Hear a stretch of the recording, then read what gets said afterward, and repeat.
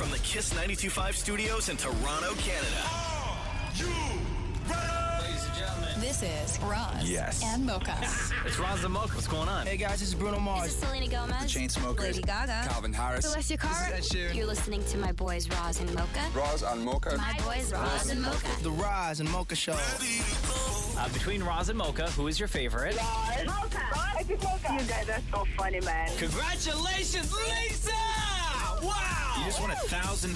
That's amazing. Y'all just made my entire morning. Keep it up. You guys are awesome, man. This is the Roz and Mocha Show podcast.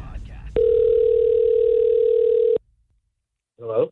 Yo, Sully, it's Roz and Mocha. Oh, Roz and Mocha, how's it going? Good, buddy. How are you? Good, how are you doing? Working. What are you doing? I mean, working too, right? Because you texted us from work. I was not expecting this call. Okay, so Sully said this. Can I give a shout out to Rachel M? She's been killing it at work and uses Roz and Mocha to de-stress. I might also be crushing on her. Oh, you're going to get me in trouble. Oh, no. Why? Oh, no, it was just a workplace thing, man. I'm not going to get into any details about it. Yo, bro, are you already married or you got a girl? Both of us are, so it's just a little workplace thing. Oh, okay, never mind. Bro. Are we gonna are we doing serious damage right now? Oh, probably. Oh, I'll hear about it. No. I'll still be alive. Oh, no, bro. Like, if you don't want us to read that stuff, why text that stuff? I was like, yo, they'll reply to the text. I didn't know I was going to get a call Bro, about it. you said, can I give a shout out to Rachel M? I bet you guys give a shout out to No, but then you say, But you also said your name in here, bro. So what's the difference if we call you versus saying it on the radio? Yeah, because listen, man, when you say, can you give a shout out? That's us giving a shout out. When you say, can I give a shout out? That's we call you. Fair enough. Oh, She's going to come into work in a few minutes. When we're talking lessons learned, pal, this is one of about 5 today. Yo, Sully, you are in for it now. Oh. You know what? If anything happens, I'll let you guys know first. This is why we always say on the Roz and Mocha Show for people to stop using the phrase and stop having a work wife and work husband, right? Because no good is ever going to come out of that. You know what? You're 100% right. Nope. 100% right. And guess what? By the end of the day, you are 100% single, so you can go ahead and shoot your shot with Rachel M. So you were saying that she uses the show to de-stress, right? Yeah, I know. Yeah, she's going to need us today, I think. Damn, Sully, you done messed up, bro. I done messed up. I get it. I get it. You did. All right, go and explain to your people what the hell just happened. I will. Okay. Or take the day off. I would take the day off. I think we'll go hide in a corner. Go hide, yes. Exactly. Love you, bro. Take care. Later, man. All right, take it easy. Later. The Roz and Mocha Show podcast. All right, hey, it's time for Name That Quaratune. Oh my gosh, I am so excited for this. Yeah, I love this game. Mocha is very excited. So welcome back to it. This is Name That Quarantune. Can you name a legendary track by a legendary artist by only hearing the first line of the song? That's how Name That Quarantune is played. Again, we are back with Mocha versus Damnit Maurie. The theme for this round of Name That Quarantune is these are the 20 biggest songs of the summer from the 2000s. So this is 2000 to 2009, which was a pretty monumental era for music. Yeah. Especially pop music. This was this is where things peaked, right? Mm-hmm. So we will, Shem is with us as well. Shem, you will be the official judge and scorekeeper. Mm-hmm. Mocha, if you can let the people hear what your buzzer sounds like. Damnit Maurie, your buzzer. Okay, Mocha, once again, your buzzer. Damnit Maurie. Gentlemen, are you ready? Mocha, are you ready? Hell yeah. Oh, I got this. Step aside. Damn, Maurie, honestly? I know, man. Stop flexing, bro. Shem, help me out in case there is a very close buzzing in. I need you to be the deciding factor, okay? I got you, bro. Okay, thank you very much. Give me 16, please, Mocha. Mocha. That is Crazy in Love, Beyonce and Jay-Z. Yes. Wow. Okay. You want to just go home now, Maurie? No, I mean... Yeah. Yeah, okay. Yeah, okay, cool. Mocha, give me number 8. You might be Mocha. That is NSYNC. It's gonna be May. Yes, sir. That's from the year 2000, by the way, gentlemen. These are all songs of the summer from the 2000s. Guaranteed so 2000 Maury didn't know that 2009. one. I know you didn't know that one. I could tell just based off of this. Wow, you didn't even need to hear the first. Okay, No, I knew that one. Okay, I just wish I had a longer thumb. Mocha, give me number 3, please. Mocha. That is Shakira and Wyclef. Hips Don't Lie. Wow. I wouldn't have gotten the Wyclef. It wasn't even needed, but Mocha got it anyway. Shem, the score currently is? Currently 3-0 for Mocha. Thank you. I demand a recount. Number 6, please. I heard that you were talking Mocha. That is Gwen Stefani, Hollaback Girl. Wow. Yes. Maury, honestly, do you You're want to not. stop? No, Do you you're want to stop not. right now? Okay. No, You're no, not. no, we're not. We got more to do. Number 12, please, Mocha. No clouds in my stuff. Mocha. That is Rihanna and Jay-Z, Umbrella. Wow. Oh, my God. Oh, my God. Let's 13. let's continue the destruction. 13, please. Okay. Mocha. That is Katy Perry, I Kissed a Girl. Wow. Oh, my God. And I liked it. Okay.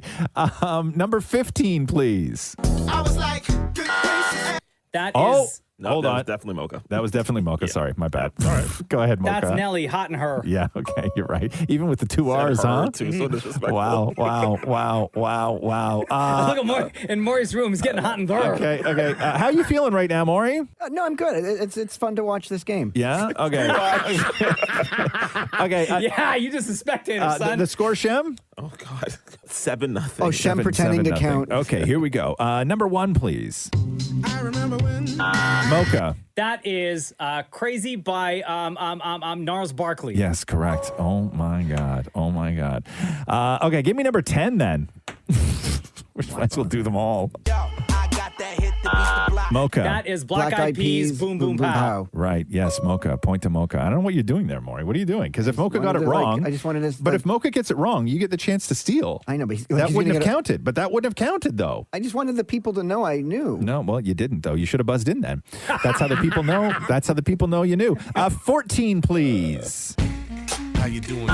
Mocha. That is Nelly Furtado featuring Timbaland, Promiscuous. Yeah. Wow.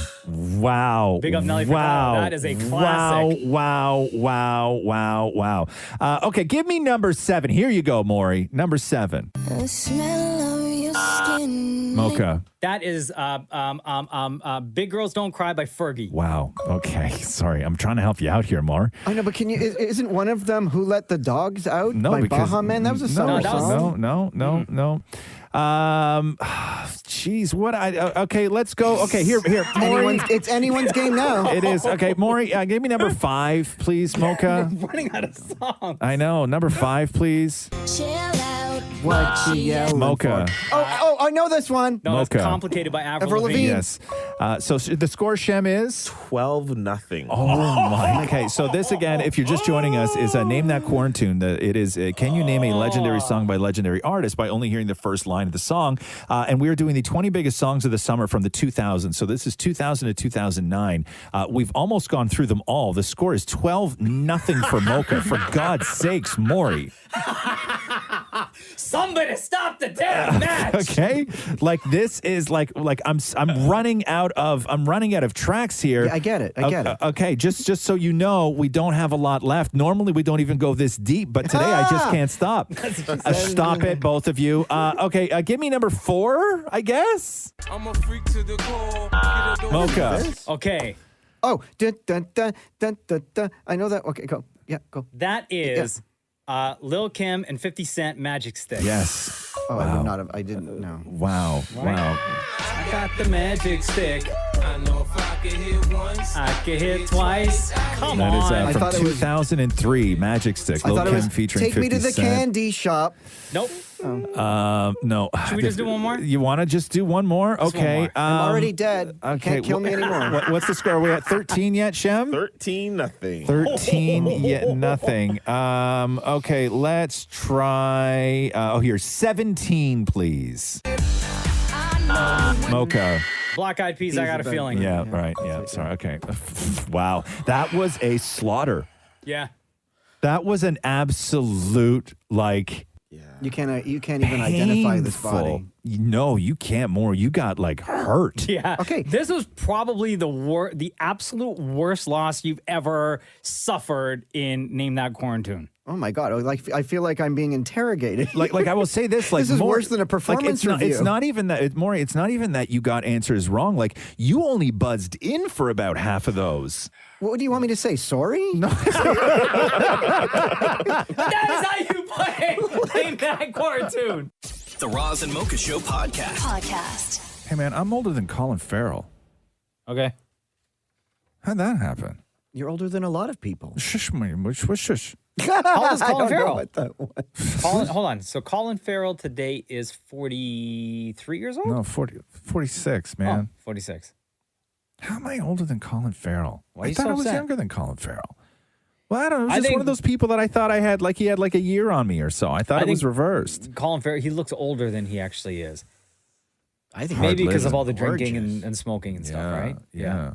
You think what, Maureen? He's gorgeous. Well, I'm not saying. Listen, you can. What you saying that like you lose being gorgeous? At what point? At what age do you no, stop because being Mocha considered said gorgeous? he looks older than he is. I Okay, think he but at looks what great. age does somebody like go from being gorgeous to like an attractive elder? No, it's relative because Lenny Kravitz is beautiful and he's older than you. Yes, I know. I How think old it's was There Lenny you go, I Kravitz made the you other feel day? better. 50? 58 or something like that. 60? Oh, Yeah, 58, I think something like that. 58 maybe. Is it 58? Is that how old Lenny Kravitz is? I don't know, man. 58. Thank you, Shem. I don't know. I thought I was older. I thought I was younger than Colin Farrell. That sort of sets You me seem up like for really bummed out. Well, now. That no, can't it's- ruin I'm- your day. No, I'm not. It's not going to ruin my day. Very few things aside from you ruin my day. Thank you.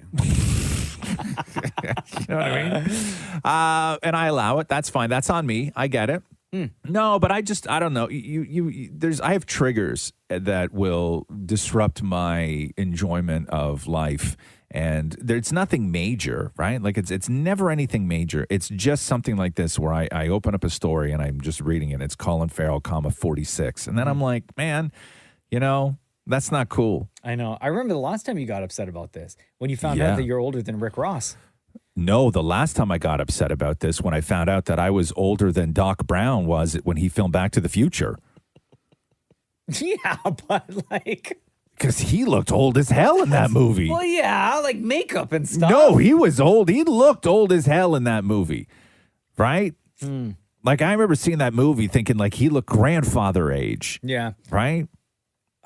It's not cool. But like most times when... Yes, I'm older than Rick Ross. Thanks for bringing that one up. I sorry. forgot. I will say this, though. It doesn't hit me the same way when I think that, when I realize that I'm older than somebody, but I think I look better than they do. Okay. Right? You know what I mean? Sure. Like, I look better than Rick Ross. Like, shirts off to shirts off, right? If you had to pick, we're both at the buffet, right? Who's picking Rick Ross over me? He's going to eat you under the table. Oh, stop it. I don't mean like that. I just mean if you had to choose, right? If you had to choose. Well, I guess we'll pick you. I guess. No, you're not helping the I situation. guess. Are there, like, in most cases when you see it's a celebrity's birthday or whatever, right? Like, are you okay with the fact that you're older than some? Most times I have no problem. Yeah, with it. right? Most times I have no problem with. I have no problem with aging. I really don't. Like, I don't have any of those things. It's just you have like I have things where like I just feel that I've always thought that I was younger than Colin Farrell. And I think maybe that's because when I guess we were around the same age, he became very successful. And I just attributed that to having a few years on me kind of thing, because he sort of shot out of a cannon when he was younger in the early 2000s or whatever it was. But it bothers me now. It's not that I dislike aging. I don't mind aging. How old? You're 48, right? So I'm just looking up other celebrities How are you turning gonna put 48. the man on the spot No, now? I was just looking up other celebrities turning 48 aren't you turning this 48 year. this year? I think I'm turning 48 Yeah, this so year, here's- you jackass. here's a list I of got other don't celebrities turning 48 me. 48. No, don't 48 me Not right Kate cool. now. Moss. Who? Not cool. Kate Moss. Oh, she's gorgeous. Heidi Klum. Oh, she's Heidi. I'm younger. I'm older than Heidi Klum. Tyra Banks. Oh my God, these are all people I thought had years on me. Tyra. Kate Really? Beckinsale. Oh my God. Why are you just naming the most gorgeous 48-year-olds on earth? Okay, fine. Neil Patrick Harris. Doogie. See, here's my Fresh Christian Bale. Christian Batman. Yo, Roz is older than Batman? Hold on. I'm not And older Dave than, Chappelle. I'm not old. I'm older than Dave Chappelle? Oh, for God's sake. Better not say something Oh bad. my God, Mario Lopez. But that makes sense. Later. AC Slater? Yeah, of course. How old is he? He's turning 48 this year. When? It's not a bad club, though. That's a lot of good-looking people. This may be October 10th. This. So you're older than AC Slater by 12 days. Okay. No, he's older than me. He's older than me by 12 days. Okay, you know what? My day just turned around. The Roz and Mocha Show podcast. I'm not sure where Cardi B is, but Cardi B and Offset are somewhere on some sort of vacation in the islands. Listen, they're enjoying their life right now. Yeah. But I guess at some point, Cardi B, while on vacation, watched somebody else's yacht sink and recorded herself, because that's what Cardi B does. But this is Cardi B watching somebody's yacht sink. Oh my, it's sinking! Y'all see that? Y'all see it? Oh my God, they can't do nothing about it. They ain't no big boat that could save it. It's gone. It's gone. Bye. Oh my God, it's gone. Oh my God. She did say that there was. Hold on, she's not done yet. She's not done.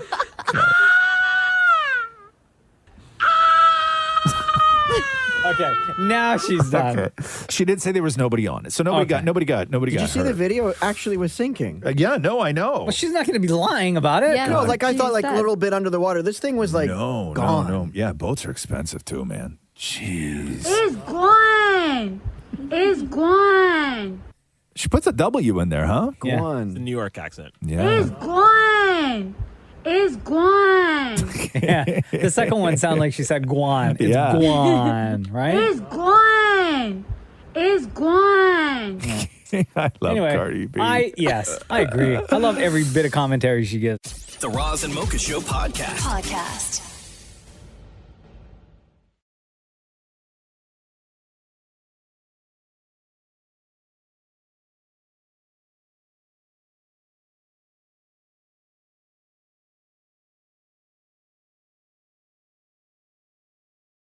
Y'all remember those stories of that chick from 90 Day Fiance, Stephanie Matto?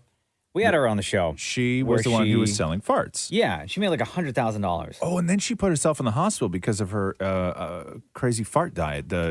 She was eating this really, too much fiber. Too much fiber to try and produce gas so then she could fart in a jar with a rose petal in it. And then obviously the rose petal sucks up the scent of the fart. She'd put a lid on it and sell it to fans for hundreds of dollars. But that diet put her in the hospital.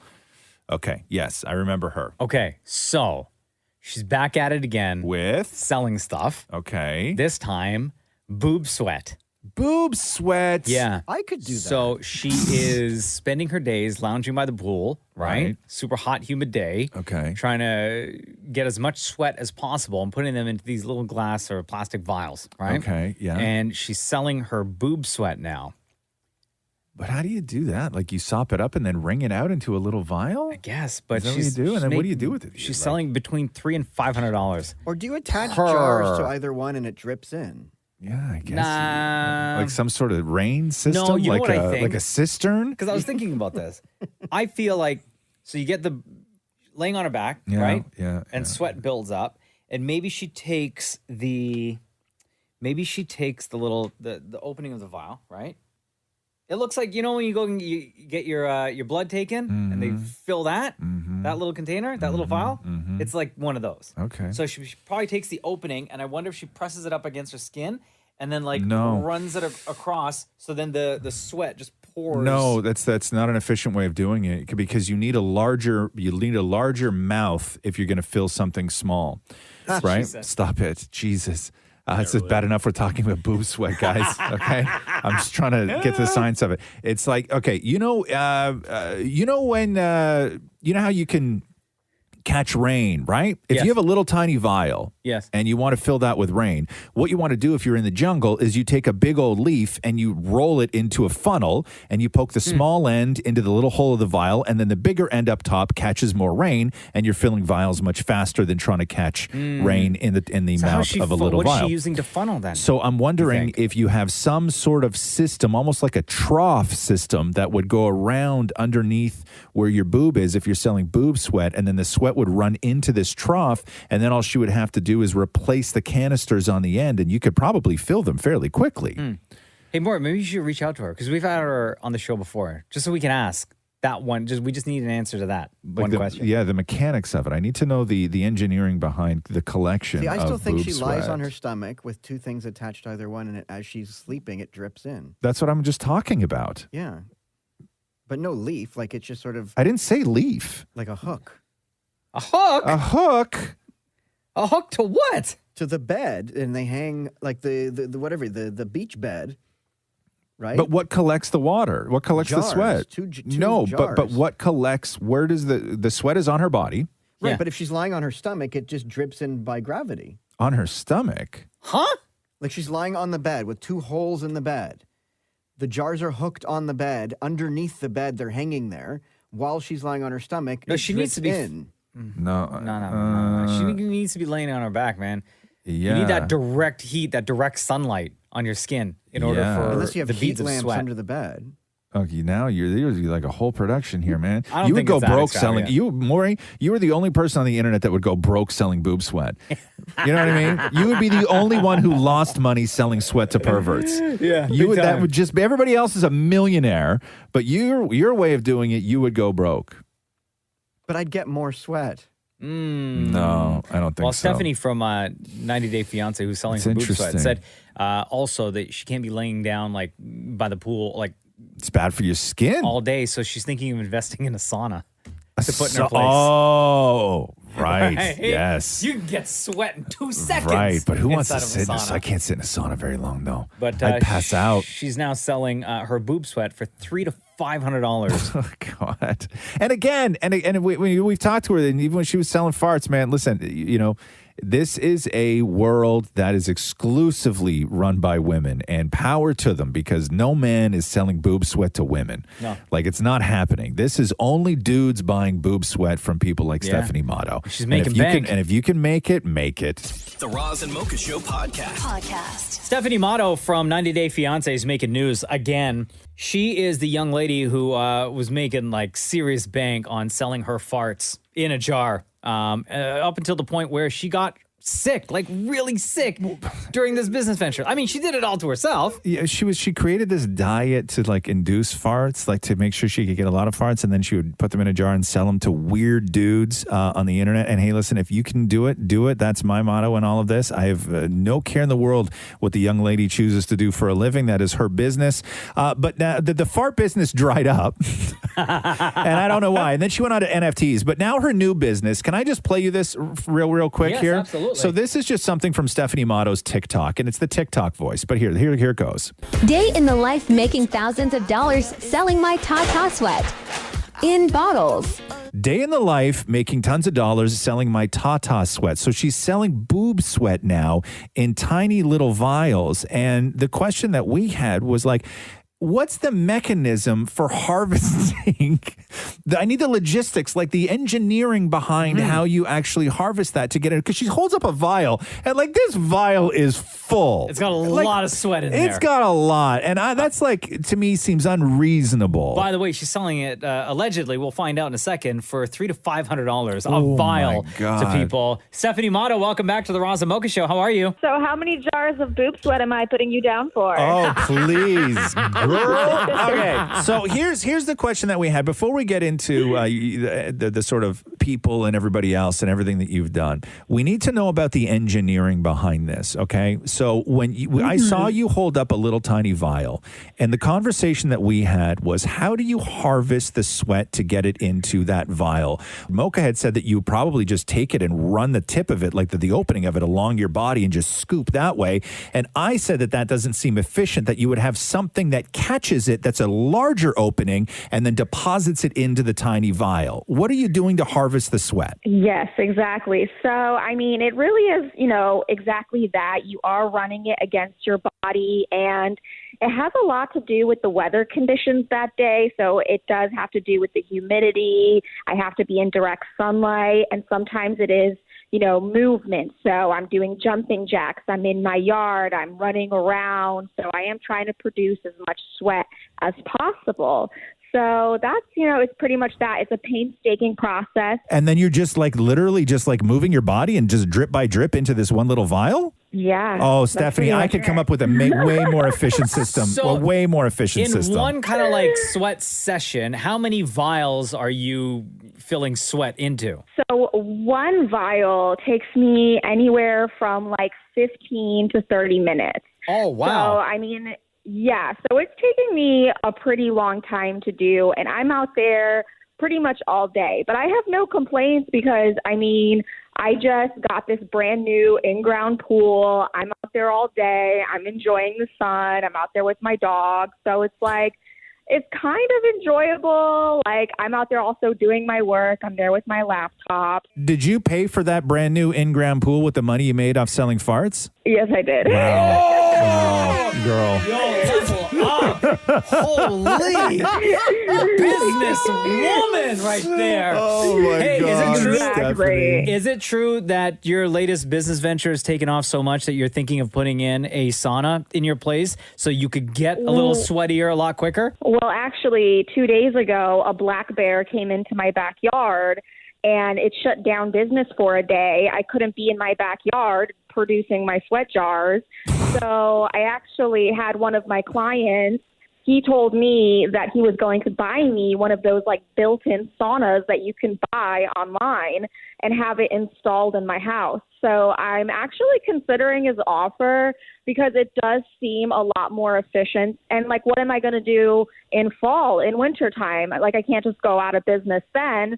So I'm honestly, I'm thinking about the offer because also, skin cancer runs in my family. So there's just a lot of things to really consider. As you guys know, the whole fart jar thing landed me in the hospital, and we don't need another repeat. And this is and this is a concern because you put together this grotesque diet, no offense, to help produce the methane needed to sell farts in a jar, and you wound up in the hospital. And now we see you sitting out in the backyard for hours on end doing jumping jacks.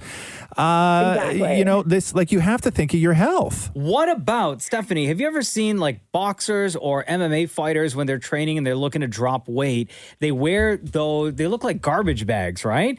They wear those and they may sit on a treadmill or run on a treadmill or sit on a stationary bike and build up a sweat that way. You may be able to capture a lot of your sweat in one of those suits. Oh, my God. And then sell the garbage bag.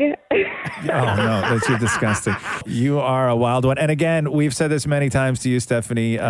First of all, I don't know who the hell is buying your farts and your sweat, but you seem to have found an audience for it, and you just got a brand new in-ground pool. So power to you. What you do is none of our business. How you make a living is not. You don't look like you're hurting anybody. You seem like a fine enough person, and we're only concerned for your health and safety. You. We've been following your story now for a while, and just please be careful, okay? Of course. And if anybody wants to, come over and some of their boob sweat, they should come on to Unfiltered and join me. Oh, there you go. Oh, and is $300 to $500 is what you're selling a vial for, right?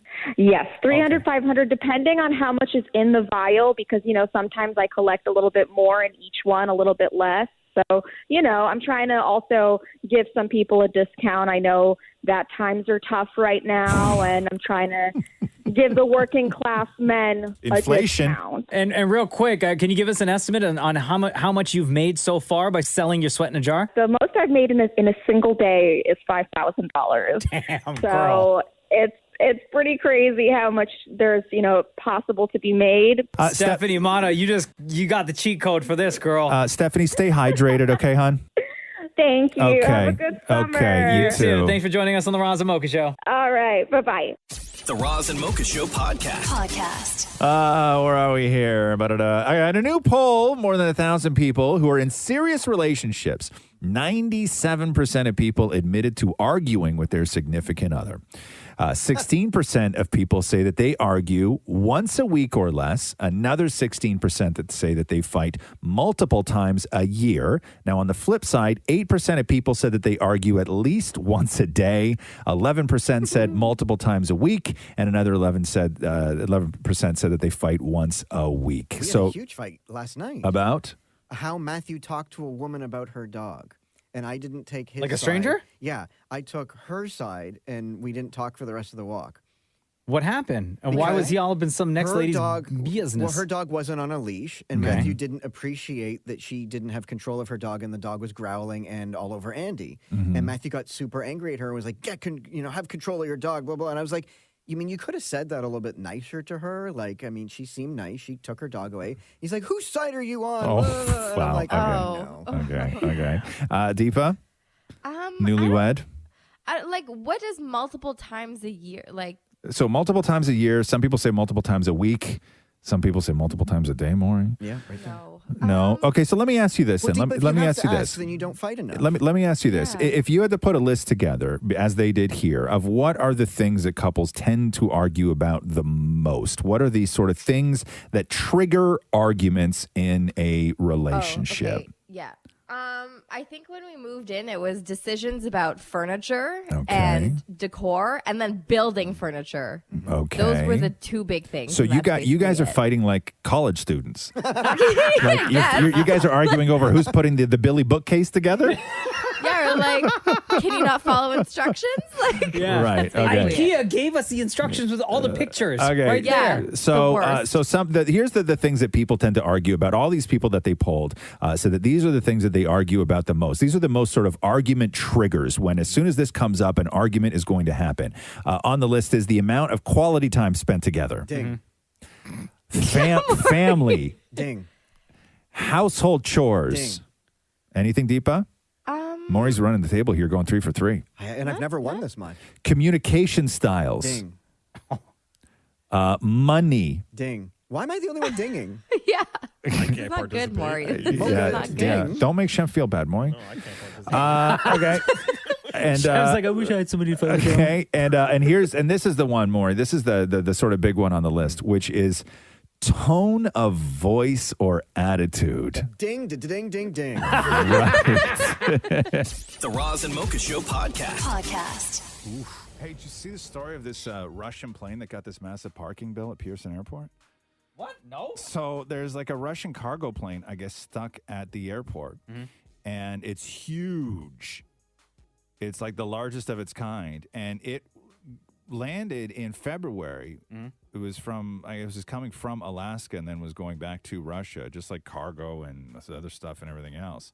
But the problem is that at that time, because Russia invaded Ukraine, that Ottawa said that all aircraft owned, chartered, or operated or otherwise controlled by a person connected with Russia or which is registered in Russia are prohibited to enter, exit, or overfly Canadian airspace. Oh, so you grounded, son. So they grounded this plane at the airport, but it's huge, and they charge if you have to like take up space at the airport with your plane.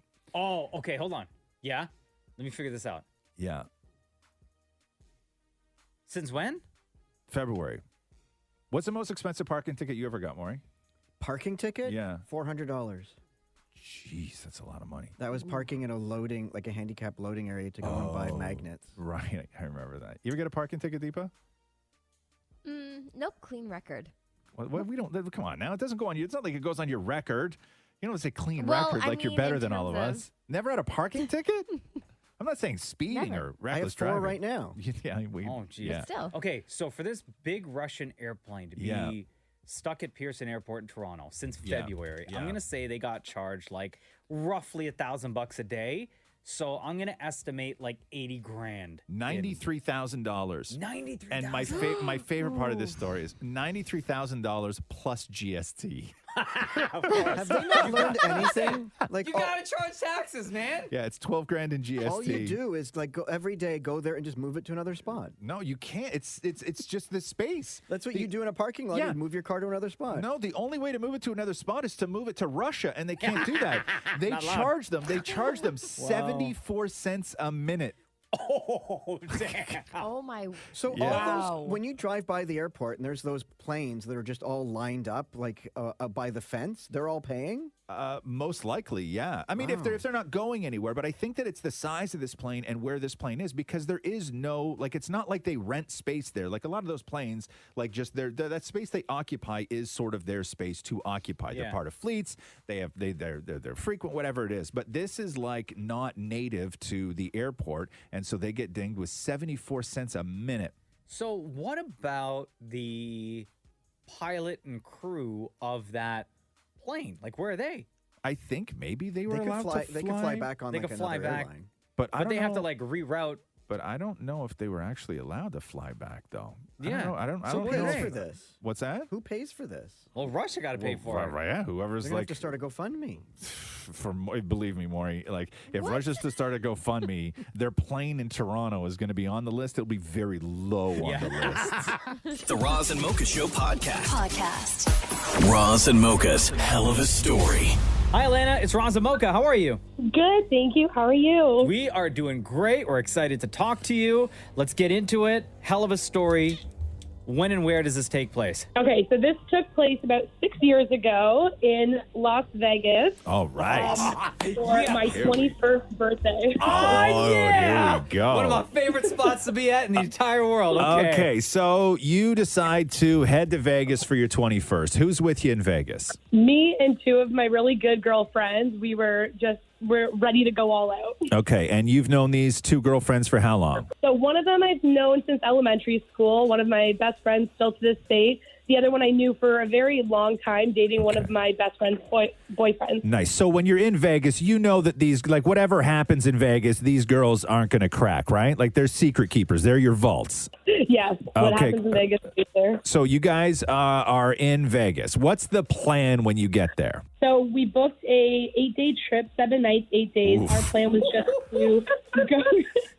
We were turning 21. We had to. Yep. So our plan was just to go to all the rooftop patios, go to all the restaurants, go to clubs, have a really great time over the whole 8 days, go to the Grand Canyon, everything. Okay, so what happened? So we get to Vegas. We're having a really great time. The three of us are sharing a room. We go out the first day.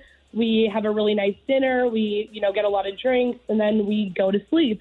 The next morning, we wake up, and I should mention that in the beginning, we all had gone to the bank together when we were in Canada, and we had exchanged all of our money and everything together.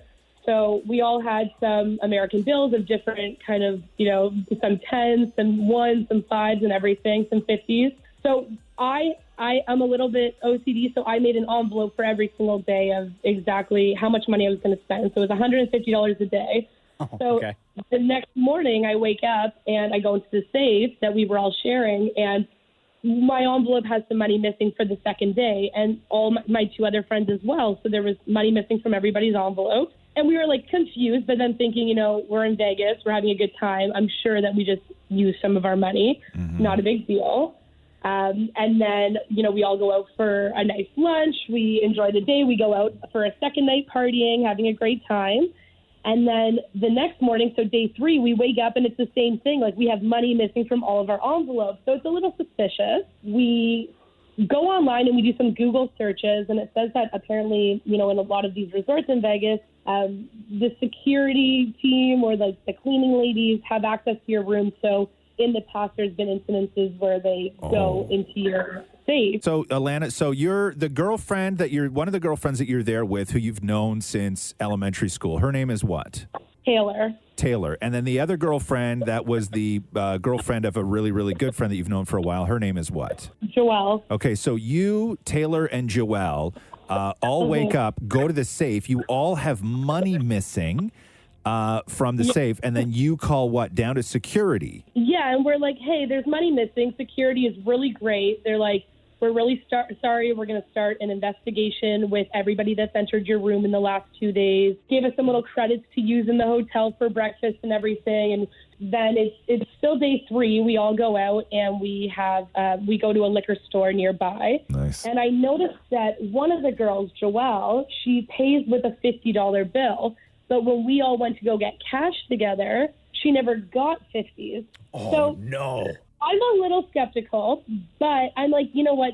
Like, people have money. I don't know. Maybe she just had, American money prior to leaving. Sure. I pass it off. I'm like, that, it's no big deal. Then we go out to eat, and I go to the washroom, and I ask her if she can use the money in my purse while I'm in the washroom if my bill comes. And it's the beginning of the day, so there's $150 in my bag, and she goes to pay for it, and it was only $20. And then I noticed that I have $50 missing. So I'm like, oh my gosh, it's been her this whole time. Damn. Yeah. So we plotted this whole I guess, story on her that the security was in our room searching through everything. My friend was in the room, Taylor, and she was searching through everything. And Hold on a second here. So you and Joelle are like out in the resort somewhere, and then you and Taylor are like, okay, I'm going to keep Joelle busy. You go back up to the room and look through all her stuff for your money? My friend Taylor went through everything she brought. Did she find it? She found everything stashed in the liner of her luggage. No, both your money and Taylor's money. Yes, my money, Taylor's money, U.S. And then to top it off, she also took Canadian money from me, gift cards from me, everything. Oh, my God. Okay, so you then confront her? Yeah, so we confront her and we're like, we found everything here, and she's complete denial, doesn't know how it got there, wasn't her. Once we were persistent and said, we know it's you, there's nobody else that would have came in our room and put it in your bag, she ended up admitting that she did do it. She said she was very sorry. She didn't have enough money to go on the trip, and that was it. Okay, hold on. But this is day 3 of an 8-day trip. What happened for the rest of the 5 days? She went home. We kicked her out. You kicked her out? No! No one's going to ruin my 21st birthday past that. Okay, so you kicked her out. Was there like a goodbye? Was there anything like that? Or was it get your things and get the hell out? There was a fight and a goodbye, get your things out. And then the cherry on top was my credit card was linked to our hotel room. So on her way out, she stopped in the restaurant downstairs and bought herself a drink and some dinner on my credit card. Oh, no. She still got you. She still got you in the end.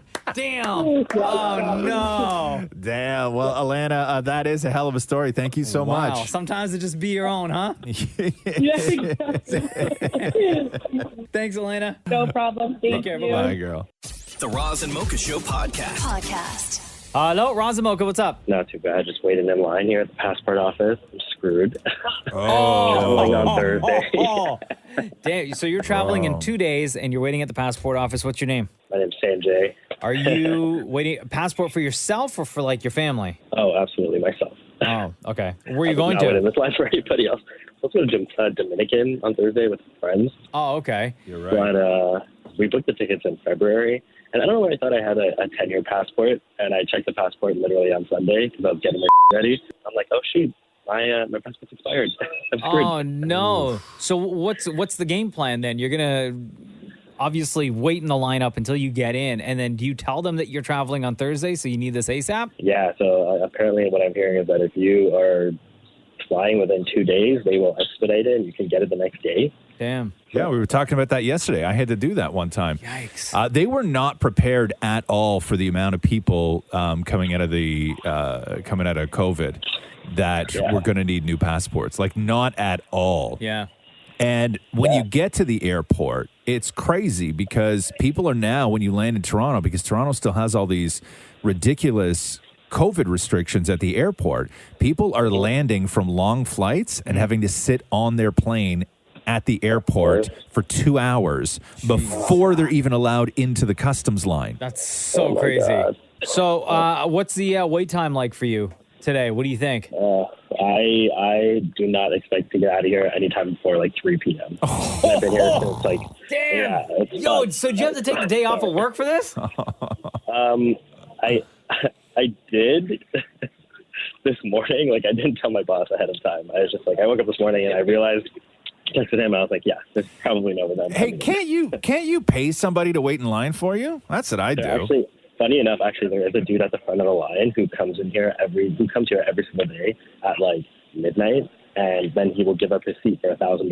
$1,000 for real? 1,000? Yeah. Hey, can we talk to that guy? Oh my gosh, I don't know. He's on the other side of the building. That's how long. Yeah, no, you can't give up your spot now. Where are you in line? Like, how many more people are ahead of you?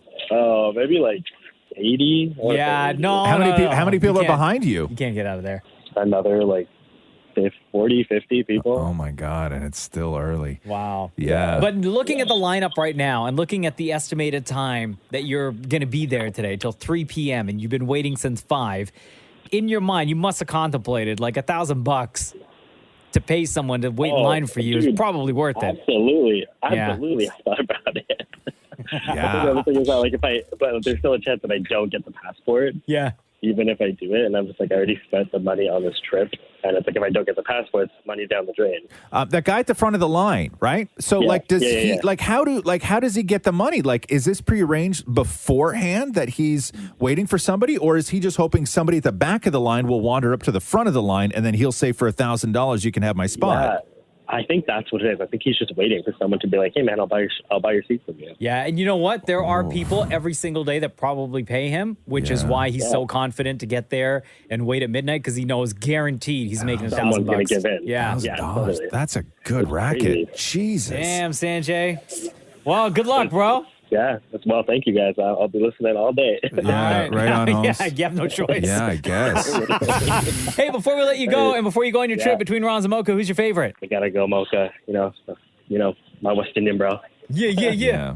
Have fun on your. Love you both. Love you both. Though. Love you too, man. You take care. All right, take care, guys. The Roz and Mocha Show podcast. Finally get Ms. Marvel on Disney Plus June 8th, and I am so looking forward I'm so backed up on shows right now, man. to this show. I haven't watched one episode of Kenobi yet. Oh, you didn't watch it yet? No, I haven't. And then somebody wrote me yesterday saying that the new season of Alive just started as well. So, but I think that I'm going to do Miss Marvel before I do anything else. I saw the though. first 2 episodes. It's amazing. Yeah, I've heard it's amazing for people who Yeah. have seen it. Really amazing. So, hold on. Why haven't you watched Kenobi? We did, because my kid doesn't like to mix, right? So, Oh, you like to get through one series Stranger first. Things, Yeah, and then we're going to go on to do Kenobi. So June 8th, Ms. Marvel will hit Disney Plus, starring Iman Vellani Yep. as Ms. Marvel. And she's so good. I love her. And if you're not familiar with Ms. Marvel, the description of the show reads like this. Ms. Marvel, new original series that introduces Kamala Khan, a Muslim American teenager growing up in Jersey City. An avid gamer and a ferocious fan fiction scribe, Kamala is a superhero mega fan with an oversized imagination, particularly when it comes to Captain Marvel. Yet Kamala feels like she doesn't fit in at school and sometimes even at home. That is, until she gets superpowers. Powers like the Isn't that heroes always the way? she's always looked up to. Isn't that always And the just way? based on the preview, the show looks Oh, it looks amazing, dope. right? Yeah. So Damnit Maurie was on the red carpet last night for the premiere of Ms. Marvel and talked to Iman Vellani. Iman, how are you? Maury from the Roz and Mocha Show. Thank you. Amazing. Okay, congratulations. This could not have happened to a better person. So I saw it. It's fantastic. So congratulations. Thank you so much. Gotta ask you this. Growing up, we all wished that we had superpowers. In Miss Marvel, Kamala obviously has some superpowers like extending her limbs, but what were the superpowers you dreamed of having when growing up? I wanted telepathy. I just need to know what's happening inside Kevin Feige's mind at all times and all the Marvel secrets. So, yeah, that would be my go-to. Anything Professor X. I wanted invisibility. Really? There was also a point where I was like, I need to freeze time because I never get enough sleep and I never have enough time to finish math tests and stuff. So now I don't have that problem, but yeah. I will say I'm very happy that Damnit Maurie did not explain to young Iman Vellani, why he wants the She power knew. of She invisibility. knew. Because you've said so many times on this show for perverted reasons. Go back and listen to her reaction. She doesn't say it, but what you hear, like she makes a sound, right? Right? And then what I hear is her going, perv. Because she's young. How old is she? 100%. She's a kid, right? Yeah. 100%. Yes. Yeah. Thank you for not going into the explanation with her, Damnit Maurie. So is there a Marvel superhero group chat that you can now join? And have you gotten any advice from other Marvel stars on how to handle the fame? No group chats. Oh. I am a part of our cast group chat, but that's on mute. I really hate group chats. It's constant noise on my phone. But no, Simu, Bree, Chris Pratt, they've all been so incredibly supportive and made themselves very available if I ever had any questions. You know, Marvel's kind of a juggernaut when it comes to press and publicity, and it can be really daunting going into all of this. So yeah, it's nice that the people that are on my bedroom wall are now in my phone book. So cool. Yeah. Like, I would like to think that all the Avengers, no matter what, that there is one massive group chat that exists.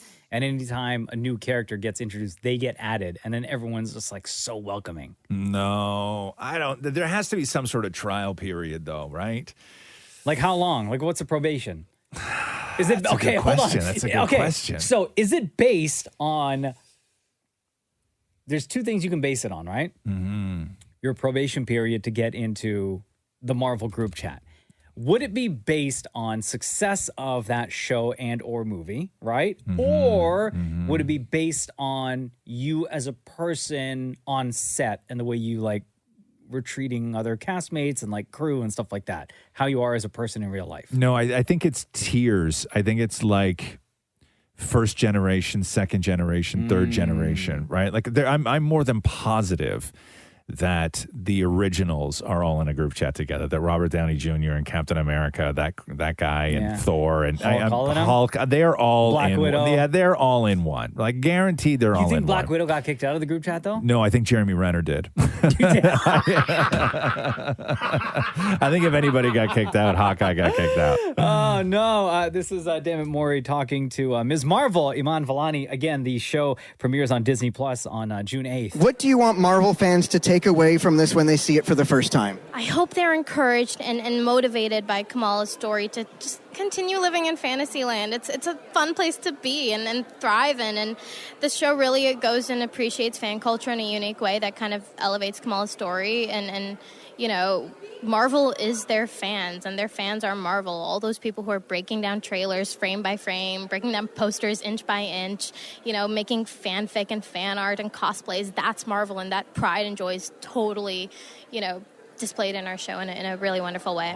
She's perfect for this. Yeah, she's absolutely. perfect for this. And we cannot wait. June 8th is when Ms. Marvel will premiere on Disney Plus. The Roz and Mocha Show podcast. Roz and Mocha's Fix My Life. What advice can you guys give me? Okay, so my question is... Got a problem you can't fix? Roz and Mocha got you. Alexis, it's Roz and Mocha. Why are you reaching out to us today? Because after a recent breakup, I've now developed a fear of commitment. So you wrote us this, Roz and Mocha, Fix My Life.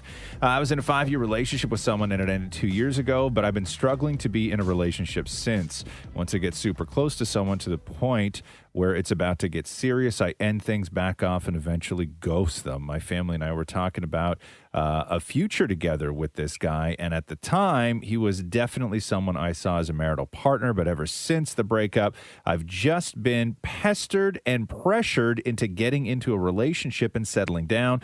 My aunts are actually actively seeking out people to arrange something for me, and it's so frustrating. Oh, yeah, you got a lot of problems, huh? Tell your aunts to stay out of your business. Yeah. How about that? Why is your family so busy? My family is very close, so they're very opinionated, and I don't really know how to talk to a lot of my mom's side. Does this have more to do with the pressure from your family than it does you personally wanting to find somebody? I personally do obviously want to find someone, but I've tried about 5-6 times these past 2 years, and it hasn't worked out for me, and it does suck. What happened with the relationship that you were in, the 5-year relationship? It was just really toxic, and I had to leave because it wasn't doing well for my mental health. Did your family know about this? My mom sort of knew.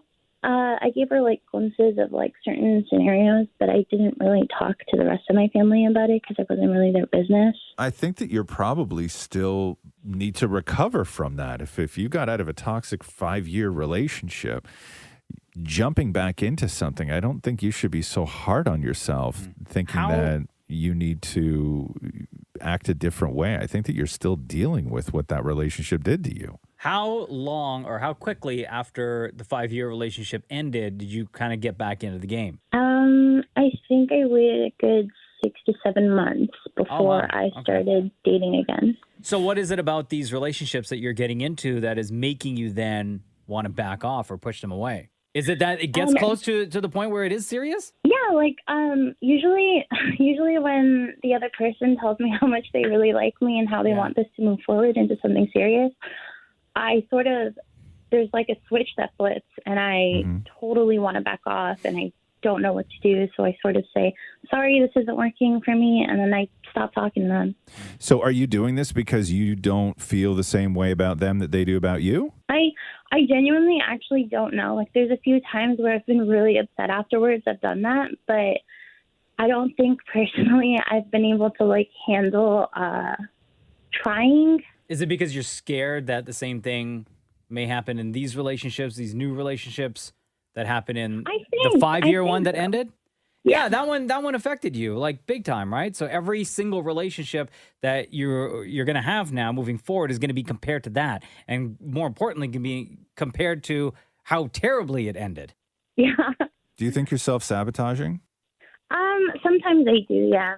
Or you're either afraid of something, or you don't think you deserve something, or I think it's a little bit of both. I think you need to deal with that. Yeah, I think you need to take time away from trying to get into any other relationship and figure out what's going on in your head. Yeah. And I think a part of this is, you're all on your own because nobody really knew what went on in that relationship. And then so everybody on your family, all the busy aunts are like, well, let's just get you someone new and we'll get you married off and it'll be great. But they don't know what you went through and they don't know what you're dealing with. And I think that you need to be honest with them that they need to stop with that and you need to heal. Yeah. Does it make sense? Yeah. Start deleting those dating apps. I have. Okay, good. Because you don't need those in your life right now. You need to work on yourself. Unless you just want to hook up with somebody, like there's that too. I don't know. Sometimes I haven't been able to do that either. Yeah, it sounds to me like Alexis, like you're a relationship person, and this last relationship messed you up big time. And I think that you still need to deal with those, go through the motions of dealing with those emotions. Mm-hmm. Yeah, you got to talk to your family first, and then let them know what's going on. You don't have to tell them everything, but you're gonna keep ruining things for yourself. And I don't mean that in a bad way. It's just that's what you do when you self-sabotage, right? And then you feel bad afterwards. That's going to continue to happen until you truly process and get over what that relationship did to you. Yeah, you're right. Thanks so much. All right, girl. You take care. Bye, you Bye-bye. too. Roz and Mocha's Fix My Life on Kiss. Hey, did you see Kim Kardashian trying to say that she was actually eating food in that commercial? Oh, from the Beyond Meat commercial she so did? she released a video, or they released a video. I don't know. So it's all this it's just like a bunch of outtakes of Kim Kardashian actually biting the food. So backstory. So Kim Kardashian partnered with Beyond Meat because she's their chief taste consultant. I'm not 100% sure what that means. And they shot this commercial, and it's Kim Kardashian. Do you have the original there? I do. I believe so much in the mission of Beyond Meat that I've stepped in to help with my greatest asset, my taste. This plant-based meat is not only amazingly delicious, but it's also better for you and better for the planet. It's a simple change that makes a really big difference. Okay. So good. So throughout the commercial, she was picking up food, and it would sort of like you would see her pick it up, and then it would cut, and then she would be chewing, and then she'd pick up something else, and it would cut, and you would see her chewing. And when you watch the commercial, it was very obvious in the moments that she was chewing, she was not chewing anything. And everybody went in on her and in on Beyond Meat, and then they released like a super cut of her actually biting food and chewing food. So this is a little bit of that. You can buy more though, so just I know. be prepared. Getting rid of some of the carbs. So good. So perfect cut. So she took the top of the bun off the burger, everything else. Now, nobody is saying that nobody's saying that she didn't actually sit there and bite the food. Yeah. Right? That's not the complaint. The complaint is when she is seen chewing in the commercial, she's not actually chewing anything. Right. I'm not saying Kim Kardashian doesn't eat Beyond Meat stuff, and I'm not saying that at some point during that commercial she didn't actually bite something. What I'm saying is that the thing in her hand was not bitten in the commercial, right? And there is nothing in her mouth that she's chewing. That was all fake. But this can also be real, that she sat there afterwards and did a whole bunch of takes where she actually bites it. Sure. But in the commercial itself, there's no food in her mouth while she's chewing. Right. Right. It's very obvious. It's completely obvious. Okay. Do you remember? Also, I don't care about any of this. You're the one that brought it up. do. Yo, No, I just who brought it up? It No, was me. I didn't bring it up. Shem, shut up. You know what, Shem? Okay, so just so people know, when you watch, okay, stop for a second. You know when you watch, to lie more than Maury. Stop it. You know when you watch a courtroom drama, right? Yeah. And then they're there and the lawyer's there and like the person's on the witness stand and they're getting grilled, right? And they're like, I never said that. And then they go, oh, would you like us to check? And then they go to the court stenographer, right? And then they read it back because there's somebody in the room that literally sits there and types out everything that everybody says. Yeah. That's how Amber Turd made it into public record. Right. Shem does that. So we don't need to involve Shem in his notes in how we started doing it. We don't need to check the record. Mind your own beeswax over there. Yeah, just mind your own beeswax. Okay, you don't have enough to do in there. Okay, I'll keep talking. Give you more to write. The Roz and Mocha Show podcast.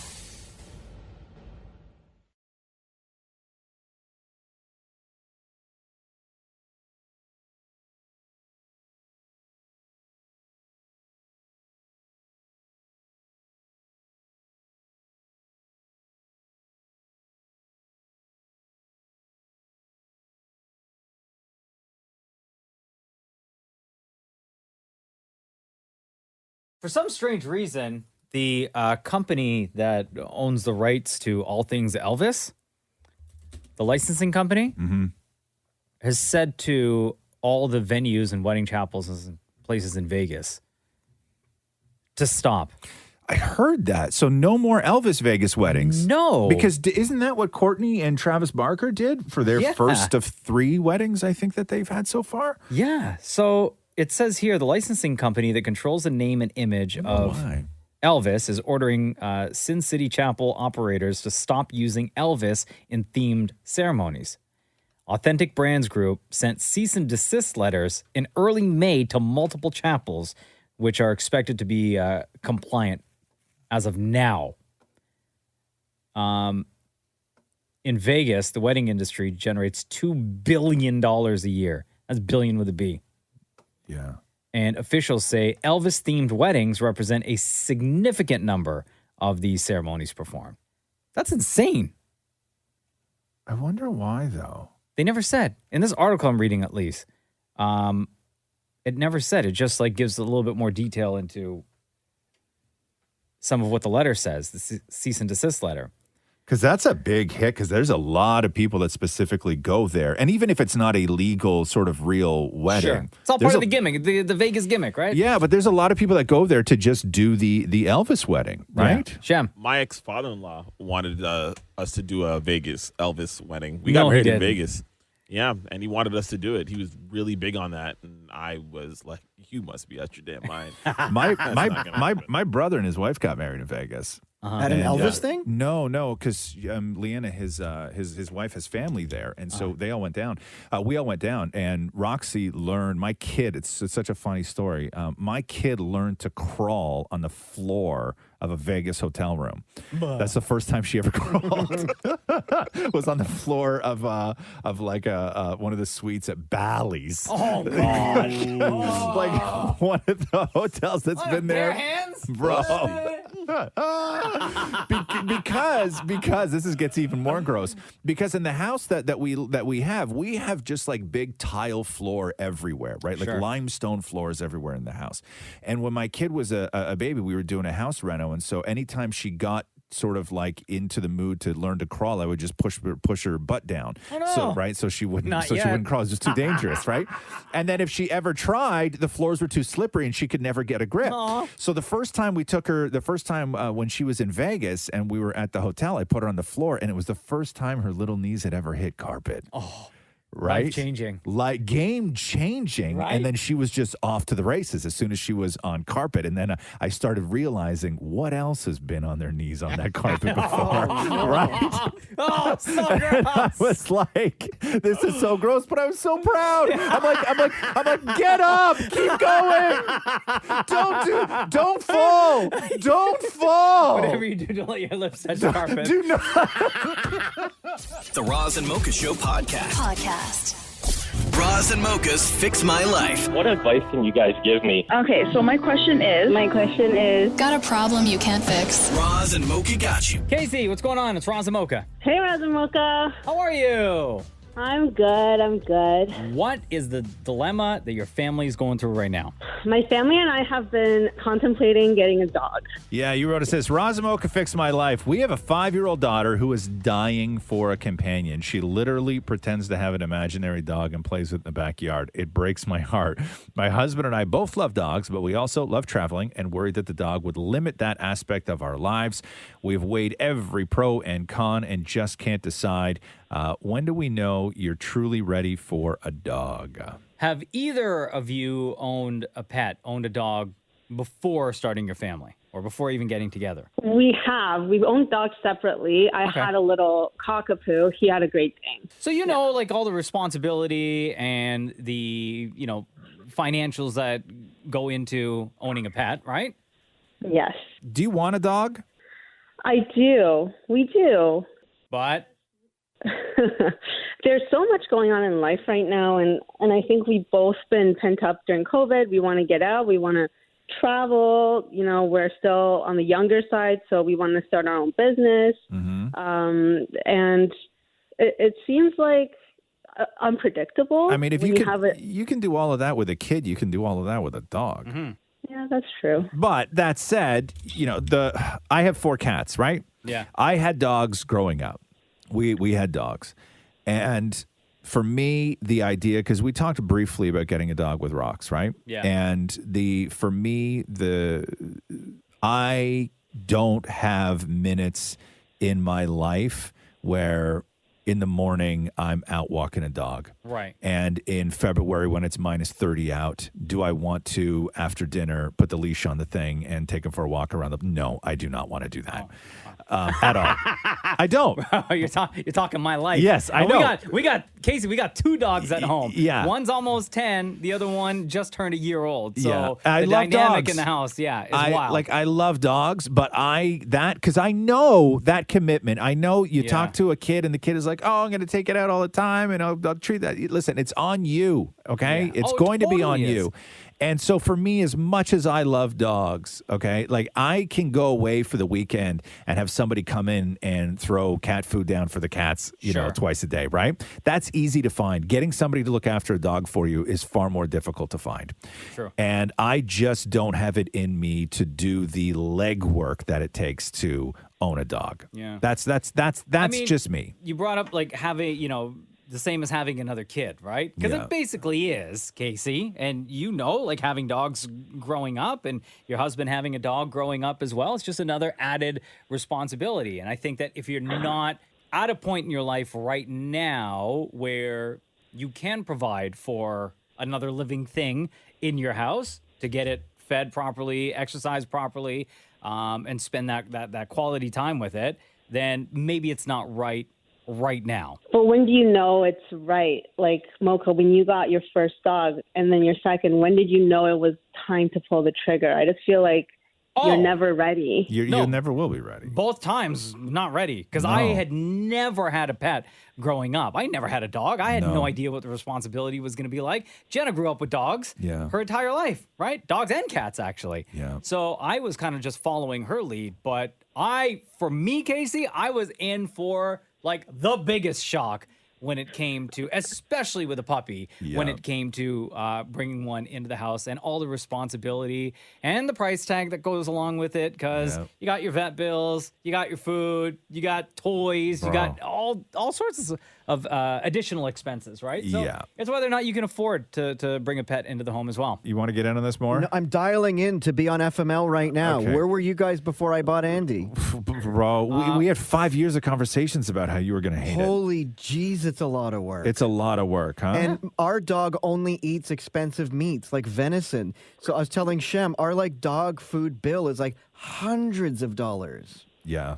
How did your dog get a taste for venison if you didn't give it venison? I don't. We put chicken down, and he breathes heavily and walks away. He goes, and then walks away. And we put venison down. He'll come down and eat that. This dog is so picky. That's It's your dog, man. That's because of you, It's right? unbelievable. I'm telling you right now, dogs are amazing. As Mocha was saying, they're awesome. But holy crap, they're a lot of work. Yeah, they're a lot of work. Also, why is your 5-year-old so manipulative? She's very smart. I don't know. She makes me feel really bad about it. Yeah, she's hustling you. Yeah, she shouldn't have that kind of power over decisions like this. What if your daughter was in the backyard pretending that she was driving a Tesla? Would you get a Tesla? Whatever makes her happy. Oh, come on now. You know what I mean? What are you doing? What's your daughter's name? Micah. Micah. What are you doing in the backyard, Micah? I'm at my beach house. I'm pretending. Okay. I'm pretending our home is on the ocean. Yeah. Stop letting your kid manipulate you. Okay. Yeah. All right. You're going to be okay, Casey. Okay. All right. Okay. Take it easy. Thank you. Roz and Mocha's Fix My Life. On Kiss. What do you guys think of that Justin Bieber, Tim Hortons commercial? I loved it. His acting was on point. I only heard it. Maury didn't send me the actual commercial. You didn't watch the video, No, the actual commercial? He's in the boardroom again. No. Yeah. So Justin Bieber is in the Tim Hortons head office boardroom, right? Yeah.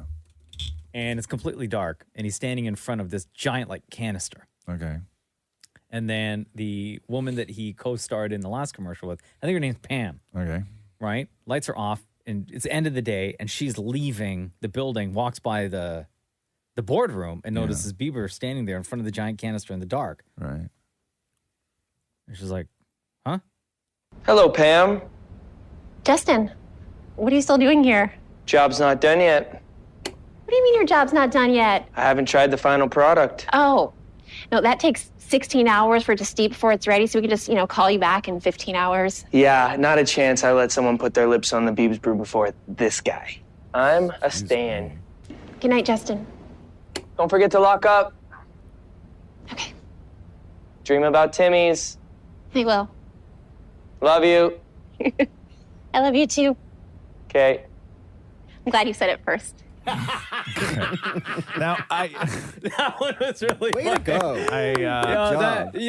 Even though it's a Justin Bieber collab, Pam is the star of that commercial. You always need a Pam in these commercials. She's great. But I did see the French, I did hear the French one. And Less words. Way less words. And also, Justin's, first of all, he would have done the French commercial the exact same way I would have done the French commercial, which is I just would have said, a lot, but in a French accent. Right. Right? Here's how that sounds. Justin, ça va? Ça va? Qu'est-ce que tu fais encore ici?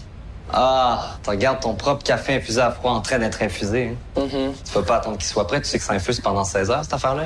Hein? Ah, tu vas être le premier à goûter, c'est ça? Bon, ben, tu veux dormir ici? Oui. OK. Tiens. Merci. Bonne nuit. Bonne nuit. Il aime vraiment ça, le Tim. À demain. À demain. Yeah, so just quick one words. Yeah. Oui. Bonne nuit. Merci. Bonne nuit. He played that the exact same way that I would have played that. Any of us, really. Yeah.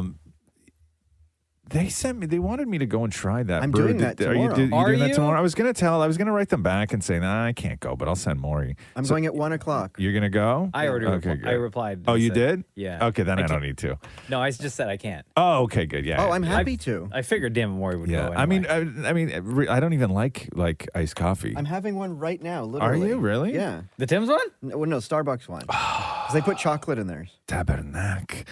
It's competition right there. Bonne nuit. Yeah, you have to. Merci, bonne nuit. You should have just said. The Roz and Mocha Show podcast. What did I start watching last night? A new Heartstopper? No, I'm not going to watch Heartstopper more. What about that? Was it Alone? You start watching that? No, I have so much. I'm trying to remember what I started watching last night. I don't remember. But no, I haven't started watching Obi-Wan yet. How come? I don't know. I got to wrangle my kid into it. She's watching other stuff. Stranger Things. Did she finish? We finished Stranger Things, and she would love Heartstopper. No, she's not. Believe me, when she has free time, more, you know what she watches? House. Really? Yeah. House? Remember the show with the doctor? Yeah. Like Gregory House, who's like a pill popper. He's like addicted to Vicodin, and he's super mean and like With comments the on cane and stuff. Yeah, right? yeah. That's her favorite show right now. Really? Yeah. So she watches like House all the How did time. that show make it into her universe? She like it's weird with kids now, and we've talked about this before, which is kids now, their mind when they watch television, their mind works differently than what ours did when we were sort of like 10, 11, and 12, which is they are all about the mystery, the surprise ending, the twist, because everything they consume has that, because that's how stories are told now. And when we were growing up, movies didn't really, like, if a movie had a twist, it was seen as a huge deal. And when Catherine and Roxy were watching The Sixth Sense, Roxy, 12, and 15 minutes into the movie, she's like, oh, he's dead. Figured it out. Spoiler Immediately figured it out. And Catherine paused the movie and she was like, you know that like adults didn't get this, right? And this was like the biggest twist in like all of our lives in movies. But now because of that, every single story has a twist. Every single story has a mystery. And so she loves figuring things out. She loves watching a show and like she calls it as she's going. It's this guy. It's this thing. This is what they're doing. And when you watch House, it's all that, right? It's all trying to figure out what the problem is, getting it wrong, figuring out what the mystery is, what's the hook. And so when she watches House, it's perfect for like a 12-year-old who loves that kind of stuff because every episode is the same. At right? what age, because she's 12 now, at what age did she switch from like watching like kiddie, like animated stuff? Yeah. Right? Whether it's a TV show, movie, whatever, to real people? Real people. So very early, she finished with animated stuff and then she went over to real people stuff. Like she was watching Odd Squad. Oh my God, my kid loves that show. Odd Squad is great. Odd Squad is so wonderful. So she watched Odd Squad, and then there was a couple other sort of like kid detective shows. Dinosaur Dan, or one of those shows. Dino Dan, something to the rescue. I don't know whatever that was, but she never went down the real people. Like she didn't do Sesame Street and all that stuff. She went from cartoons to like young adult sort of real people, people shows. He prefers the animated stuff, right? Yeah. And he does watch things like Odd Squad on Netflix because they got the whole series there. Do they? Yeah, it's a great show. And he does every now and then he'll watch Sesame Street. I think it might be a little too young for him now though because he's 5. Yeah. And there are like mixed animated real people stuff he like the Smurfs movie with Neil Patrick Harris. Yeah. Like he loves watching those. But I was thinking like, because there's one cartoon he watches on Disney Junior, Spidey and his Amazing Friends, because he loves Spider-Man, right? Right. And I tried showing him the Tobey Maguire Spider-Man, yeah, but he wasn't into it at all, right? And I'm trying to figure out if he would like Ms. Marvel, because in the cartoon, Spidey and his Amazing Friends, Ms. Marvel is a character on that show, and he loves her. So I'm He's like, too young. Is he going to enjoy the Disney Plus show? No, he'll it's the colors and the sounds he'll like, but he won't get the themes at all. Like what changed for us with Rox was when we showed her Night at the Museum. Good one. Maybe I'll try that's that the one out. movie that turned her on to movies. Yeah. Was Night at the Museum, and then right after Night at the Museum, we showed her Jumanji, the first one with Robin Williams. Oh, good one. And so Maybe I'll try that. those two movies we watched like multiple times per week as a family. Really? Those were her first 2 movies because kids get them. Yeah. They understand Jumanji because it's a game come to life. So all the themes in Jumanji, they understand. Yeah. Night at the Museum, kids know, a 5-year-old knows what a museum is. Of course. And it's a museum come to life. Yeah. Right? So those 2 movies, the themes, a 5-year-old will, great suggestion. will understand those 2 themes You know in what? a movie. I think I'm going to try those. Yeah. Maury, stop with the Heartstopper, man. You'll thank No, me. because now I sound like I'm anti-Heartstopper. I'm just not interested in that show right now. But you have no reason why. I'm not interested. I don't want to Bro, watch you I don't just, want to like, watch do- a touching thing. I'm in the middle of like murder and Stranger Things, and The Boys is starting soon. Where like people are blowing up because they crawl into other people. Despicable. It's like despicable. All Like that's that's in what I want to. Heartstopper. Oh, stop it. The Roz and Mocha Show podcast. Hey, Mocha. Yeah. You ready? Been ready. Oh my God! For God's sake. Let's do the news. The Roz and Mocha Show podcast. News break.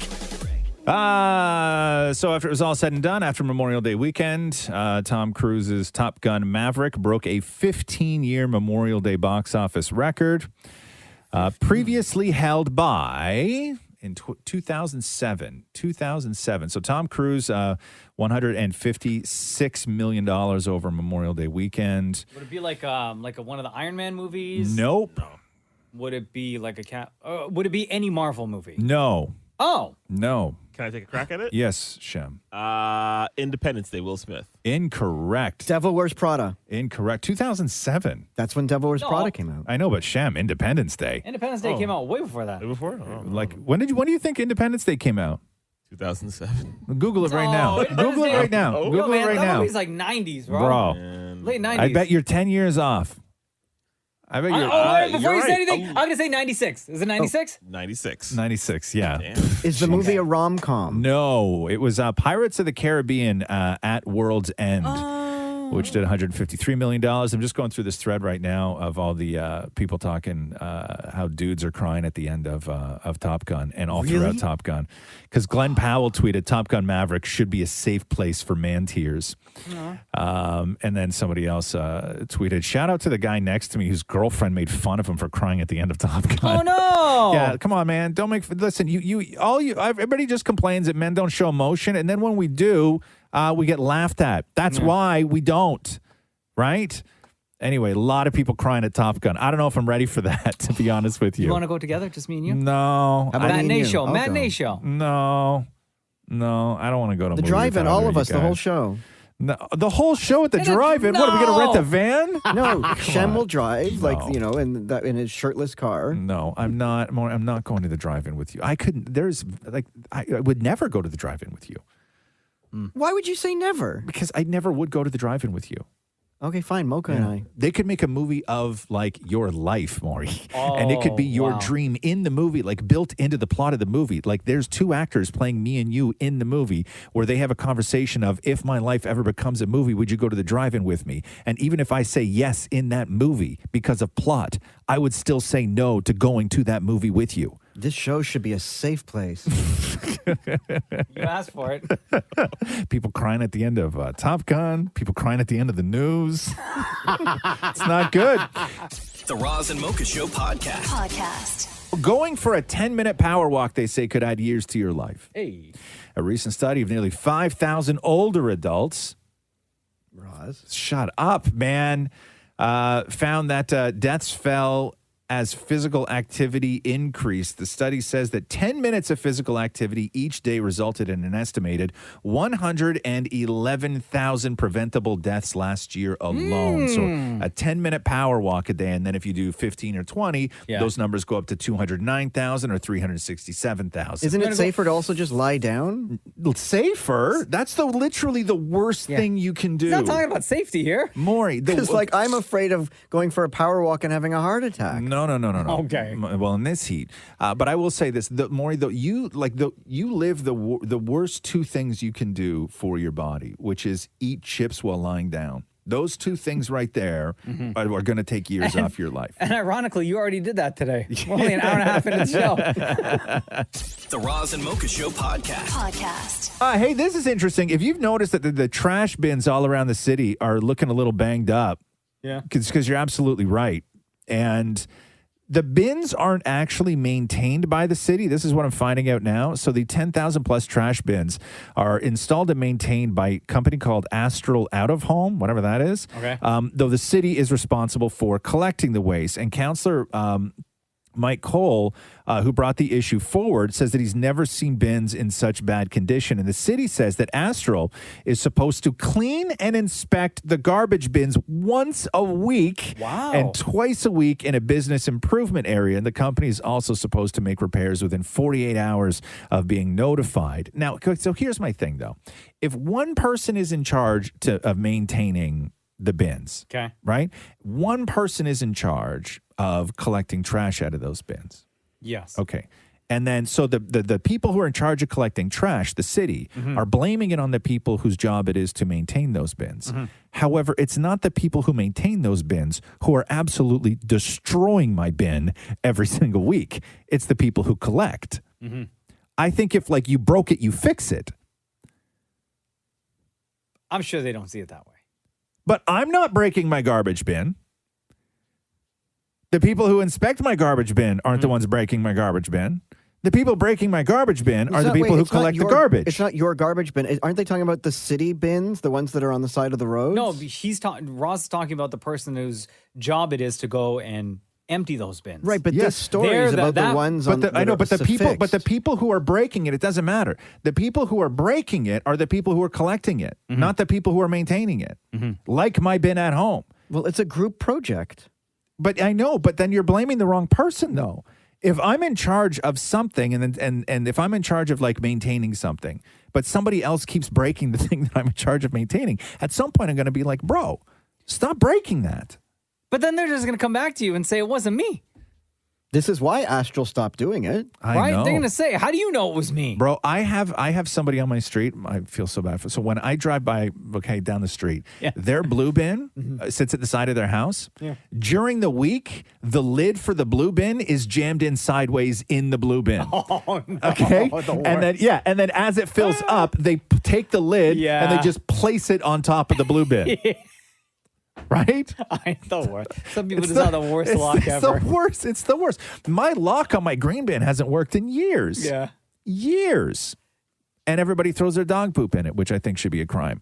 Oh, I'm guilty of that. You put your dog poo in somebody else's green bin? Because here's does the problem. not bro. surprise me. That doesn't surprise me at allow all. me to explain. So the city bins are never emptied, so it's overflowing with poo. Yeah. So I'm holding the poo. Yeah. I don't want it in my hand for much longer. So if It's your poo, though.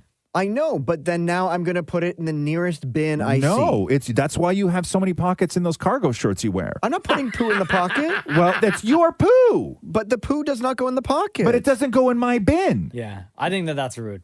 Unfortunately, your bin's the closest thing. No, but it's my bin. But isn't Then there like lock it. Up the street from your condo, isn't there a dog park?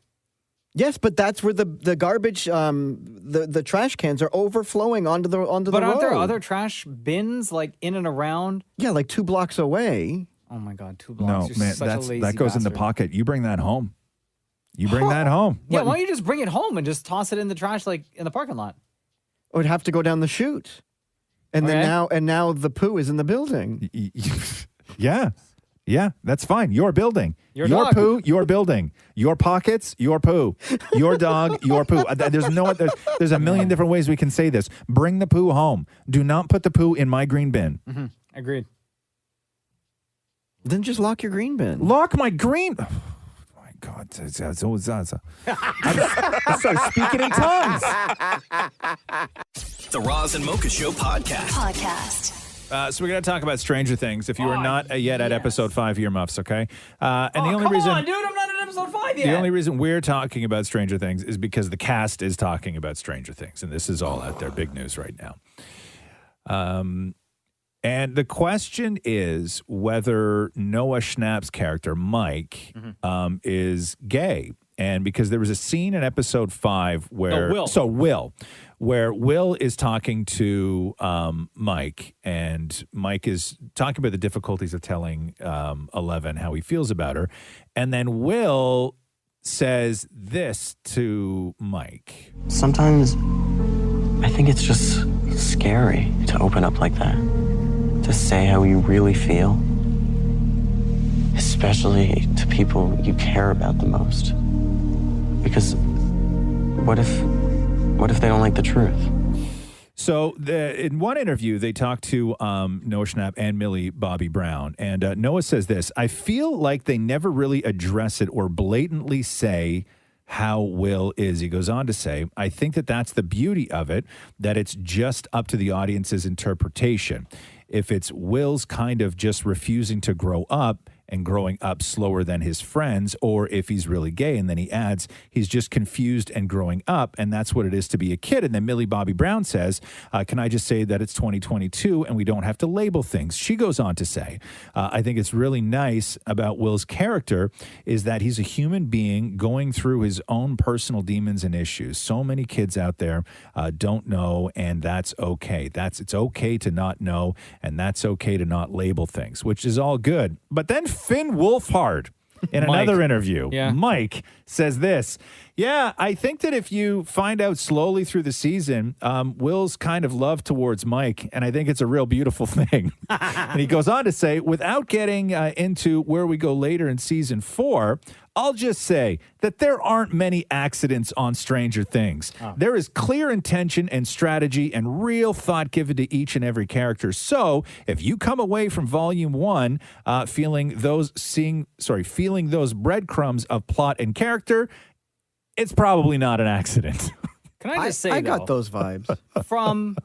And this isn't a spoiler because it was back in season 3, I got those vibes from his character. Right. Later in season 3, I was like, I think that they are setting it up for his character to go down that It's super cute. And I do agree with Millie Bobby Brown, but it's super cute. Yeah, no, it is. But it's also okay to say you're gay, though. That's the other part about this. I understand it's 2022. I think we she don't was have to trying to label be things. like a proper answer. Yes, blah, but blah, it's blah. also helpful to label things. Especially I in the feel. plot of a show. Right? But I love Finn Wolfhard. Yeah, it's not an accident. Everybody else, why do we have to do that? Finn Wolfhard. Yeah, no, he's gay. That's so funny to me. But anyway, so that is what is going on Stranger Things. Are you not finished the series yet, Mocha? No, I still have episodes 5, 6, and 7 to go. Ooh. Can you do it tonight? That's a lot. Bro, those episodes are hour and a half long. Yeah, so can you stay up late tonight? That's a lot, man. That's a lot. We watched the final one last night. Oh, did you really? Yeah. Okay. I watched the No whole thing in spoilers. one sitting. I know, but you have Maury, that's like... Yeah, but Bro. I did it on a weekend. What else I got to do? That's like I know, isn't you that like literally 12 have hours you or have something nothing like to that, do. or 9 hours? Yeah, I started like when Matthew was still sleeping, and I kept going. Does he not watch it with you? Man. What's that? He doesn't watch that with you? No, he's no interest. It's not a couple. It's not a show? Sharzy Hold on show. a second. So you spent an entire weekend and you spent 12 hours without interacting with your husband whatsoever? Yeah, like every day. Jeez, that's what love looks like. So what did Matt like?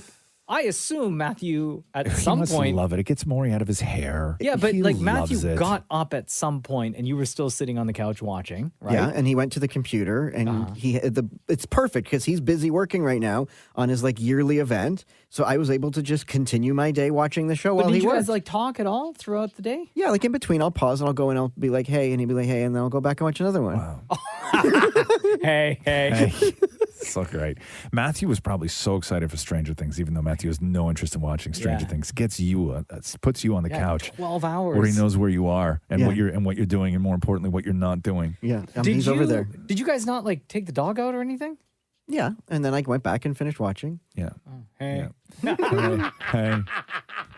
The Roz and Mocha Show podcast. Kanye West has lost another lawyer in his divorce case with Kim Kardashian. As for the reason, Samantha Spector said that was the lawyer. There has been an irreconcilable breakdown in the attorney-client relationship, leading her to file a motion to step away from the couple's ongoing divorce proceedings. Kanye has told his lawyers that he wants a more formal custody agreement with Kim. The two currently have nothing formal in place, but Kim has the kids, and Kanye is allowed to see them whenever he wants, within reason. Kanye feels that he's not being that he's not getting enough time with the children, and if his lawyer can't work something out with Kim, they will go to court. So he lost another lawyer. He's losing a lot of lawyers in all of this. The Roz and Mocha Show podcast. Let's do Jessie J real quick. Maury, talk me through who Joe Locke is. So Joe Locke plays Charlie on Heartstopper, one of my absolute favorite shows. I watched it 3 times. So Charlie helps Nick. Nick is like the star of the soccer team. Come out because, Nick is like popular and not comfortable, but he has a crush on Charlie. So Charlie is there for him. And it's such a cute show. Where is the show on? It's on Netflix. Okay. They should hook Charlie up with Will from Netflix. I know. Charlie needs to help Will. He's going through some stuff. Crossover. So what happened? Jessie J was doing a show and Joe Locke, a.k.a. Charlie from Heartstopper, was in the audience? Was in the audience, and Jessie J saw him and thanked him. Gotcha. Here we go. Show. It just gets really up-tempo and intense. I just have to say thank you. You won't understand why. But you are a wonderful person and you're helping someone really close to me get through a really tough time. So thank you. I appreciate you. Thank you for being here.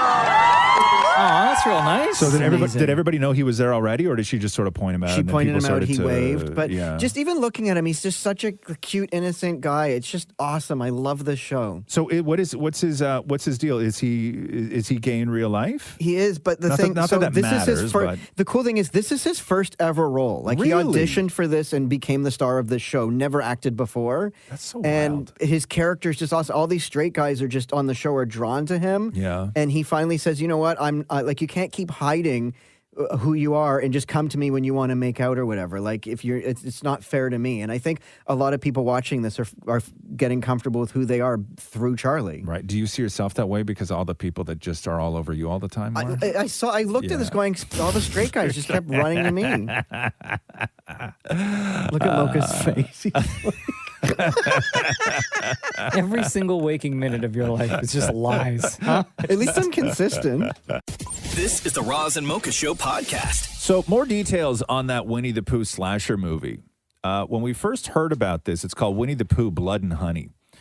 And when we first heard about this, everybody's like, is this real? Is it like some sort of fan fiction? Is it actually happening?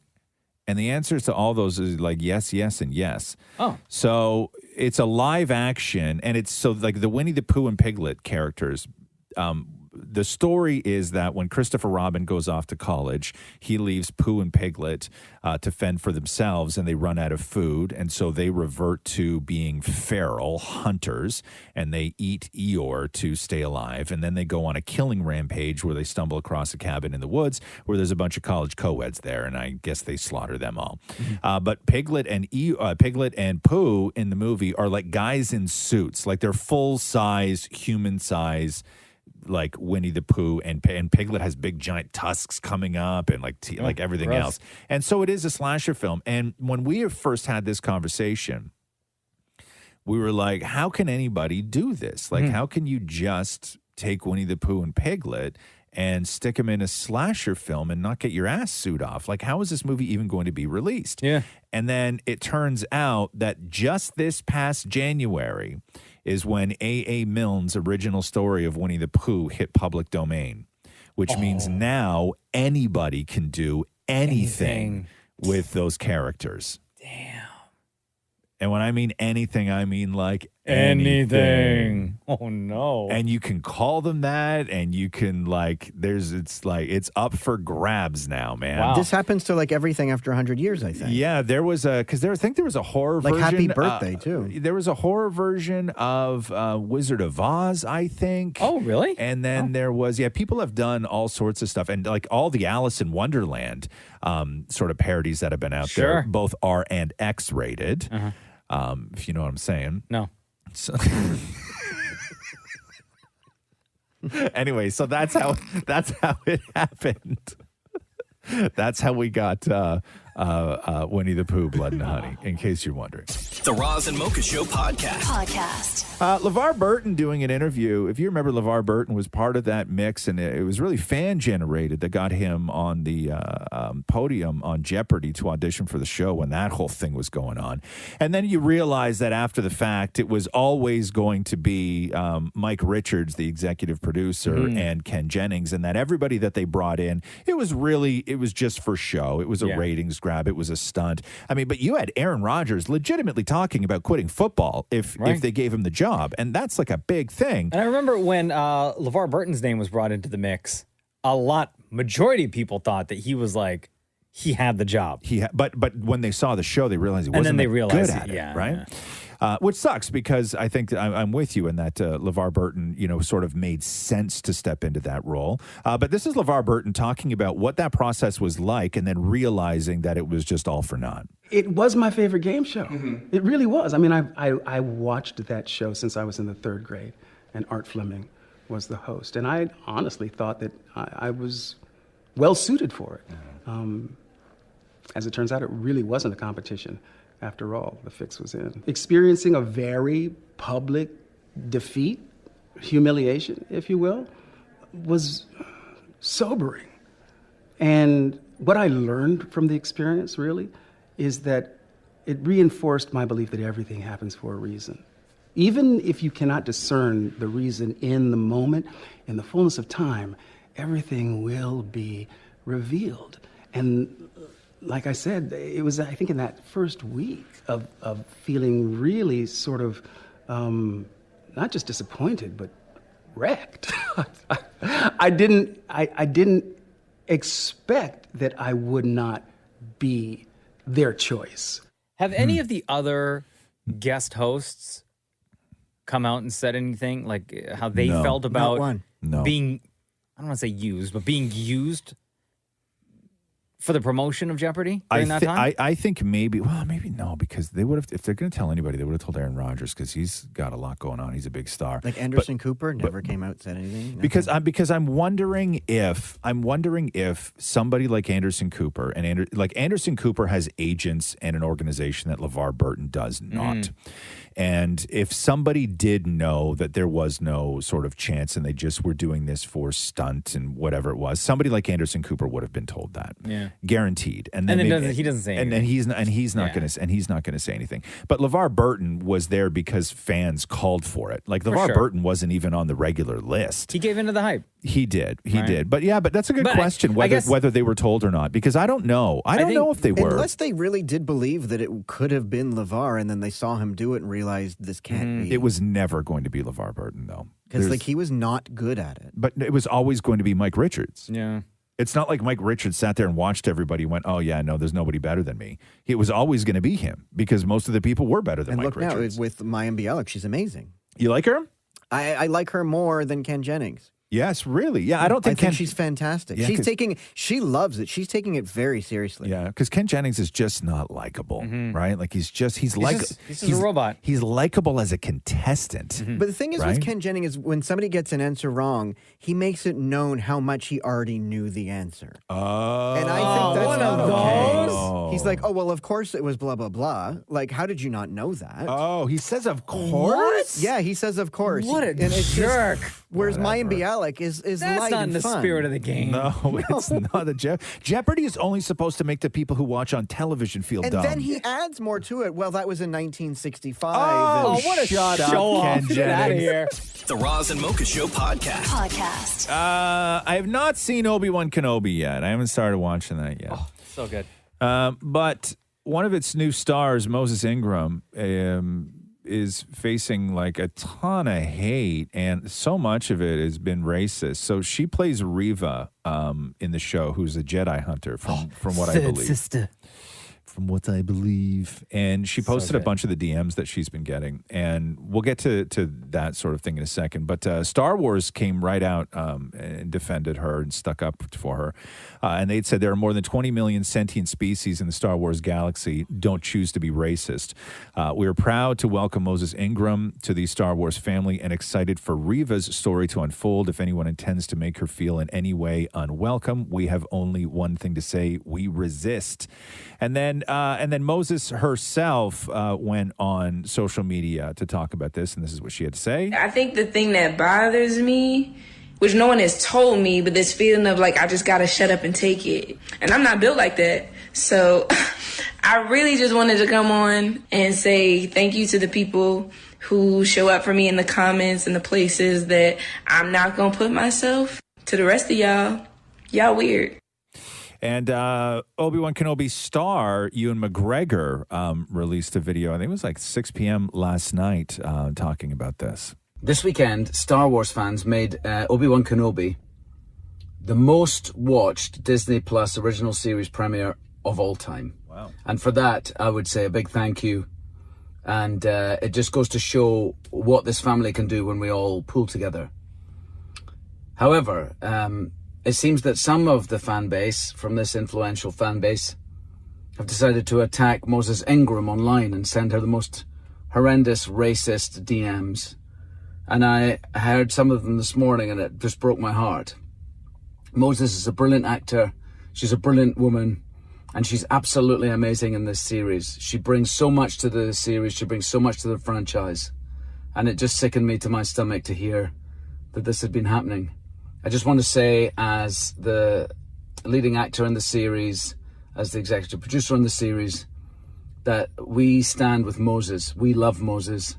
And if you're sending her bullying messages, you're no Star Wars fan in my mind. There's no place for racism in this world. And I totally stand with Moses. You know what's so crazy? What's that? Like, okay, I understand racism, right? Mm-hmm. And why it exists, because people have hate. I just don't understand, at the same time, I don't understand racism. For something like this, when you watch a show, and then to automatically think to yourself, I'm going to start DMing this person. Same thing that happened with John Boyega when just the trailer for Force Awakens came out. Black Stormtrooper, right? Yeah. I don't get like how someone can watch the show or any of the movies or anything like that and be like, I have a problem with that, and I'm going to make it be known to that person. It's crazy. So Star Wars is, God, it's so messy. So what you have is you have Star Wars fans who want to have conversations about Star Wars. Yeah. Okay. And then you have Star Wars fans who are racist.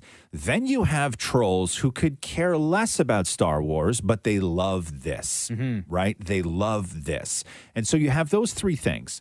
And so with something like Star Wars, first of all, if you are a fan of Star Wars and you are only now realizing that Star Wars has black people in it, then you're not a fan of Star Wars. Yeah. Because Mace Windu and Lando Calrissian are two of the most legendary characters in Star Wars. The voice of Darth Vader is James Earl Jones. Okay, so like you can't just suddenly. That's why a lot of this is surprising to me when they say the Star Wars fans, because I think that for most Star Wars fans, you get lumped in, and I know that it's difficult. So I don't know this character. Is a lot of this conversation based on the fact that the character in the comics or the character in the sort of graphic novels and everything else was a white character, and that's what they're objecting? Like, I don't know where the racism comes from. See, that I don't know. I don't know if her character is black in the comics or the books or anything like that. Because sometimes you get that, and then you're like, just deal with it, okay? But it's just casting at that point. She's great at what she does.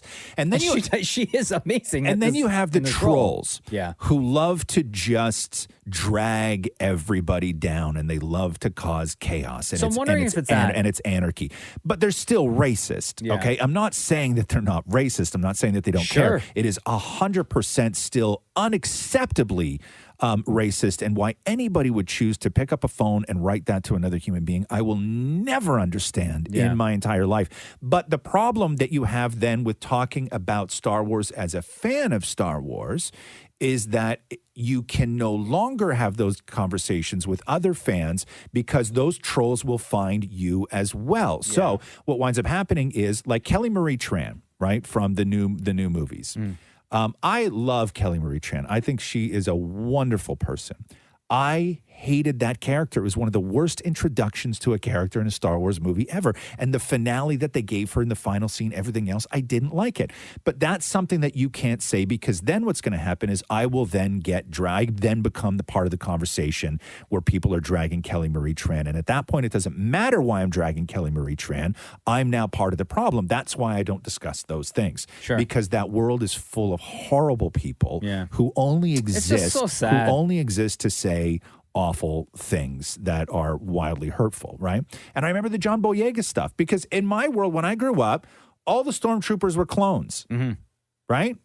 That's the only where I was like, oh, I guess maybe, are they all black then? Like, I didn't know. Like, it was just questions that I was asking, because in my world, I just always thought stormtroopers are clones. But then other people are like, you can't, and it just becomes gross and racist, right? And those people, they come out and they take over, and they deliberately just try to destroy, and they try to destroy people, and they try to destroy Star Wars, and it's gross. It's gross. And even for somebody like, oh my God, like Star Wars has been on the air for a week now. Ewan McGregor, the star of the show, he's been Obi-Wan Kenobi for like half the guy's life. He's executive producer of the show, and he's sitting in his car doing a message, trying to support a cast member who's being attacked by race. Who wants to do that? I know. Who wants to do that, right? Nobody wants to do that. But Moses Ingram, she's incredible. But it's fairly unique to Star Wars, though. Like, you don't get this with other things. Yeah, I actually think it's a superhero thing, honestly. And it's sort of living in that same world, right? I mean, you look at what happened when Black Panther came out, right? Initially, there was a lot of people who were like, what the hell, black superheroes? That's a weird space. I think people are not used to seeing people of color. I'm not excusing it, of course, in that space. You know what I mean? Despite the legendary Star Wars characters that you speak of, like Lando and all that stuff, I think people are not used to seeing specifically black people in those spaces. I think that the people who live in those spaces are very used to it, though. I think that it's the people who set fire to everything are the ones that come out and say that. Of doing it was the same thing when people criticized Captain Marvel. Right? The conversation then became, you fanboys can't handle, having a woman as a superhero. And I was like, hold on here. I may not be the biggest fan of Captain Marvel, but my two favorite characters from sci-fi in history, like I would say top 5, are Ripley from Aliens and Sarah Connor from Terminator. Like you can't tell me that I don't accept that. When I do, I just didn't like the character, right? Yeah. And I think that you just, like, so many messages that you can't have a rational conversation anymore, because then what happens is you then are part of this massive mob of people who only want to destroy people. And that's what she's going through. That's what the Ingram's going through. And it's so incredibly, devastatingly sad. Well, if you are a big fan, continue with the fandom, because a new episode of Obi-Wan is streaming on Disney Plus right now. The Roz and Mocha Show podcast. So Matthew Morrison was fired last week as a judge on So You Think You Can Dance after a, quote, inappropriate relationship with a female contestant. What? The contestant spoke with producers because I guess Matthew Morrison reached out through her DMs on social media, noting that nothing inappropriate happened physically between them and they never actually met up. But I guess like he saw her audition for the show and then started DMing her some pretty inappropriate stuff. And then she felt uncomfortable and brought those DMs to the executives of the show, who then brought it to the executives at Fox. And he was fired after their very quick investigation. This, of course, 11 months after he welcomed a second child with his wife of 7 years. So what a disaster. What are you doing? You'll always get exposed, no matter what. Yeah. Right? Yeah. You know you're doing something wrong in the DMs like that, Yeah. you're always going to get exposed. But aside from the life stuff, though, like you're judging a competition show. Like you can't reach out. Like you can't even reach out to the contestants to say, hey, I really think you're great. I hope you do well. Like, you can't even do that as a judge. Because that's still showing some sort of favoritism. Yes, yes. Like there's the sort of life rules that you don't do, but then there's also like just the job rules that you don't do. And then everybody was Jojo Siwa tweeted that hey, I hear there's an opening as a judge for So You Think You Could Dance, and then everybody went in on Jojo Siwa being like, what do you know about dancing? For what? And Jojo Siwa is like, what do you mean? Danced What do I? since she was a kid. Thank you. Right? Like she had to explain to people her dance record. Did people not know who she was? No, they Or knew who is? she was. They Oh. just thought that she wasn't didn't have the chops for it.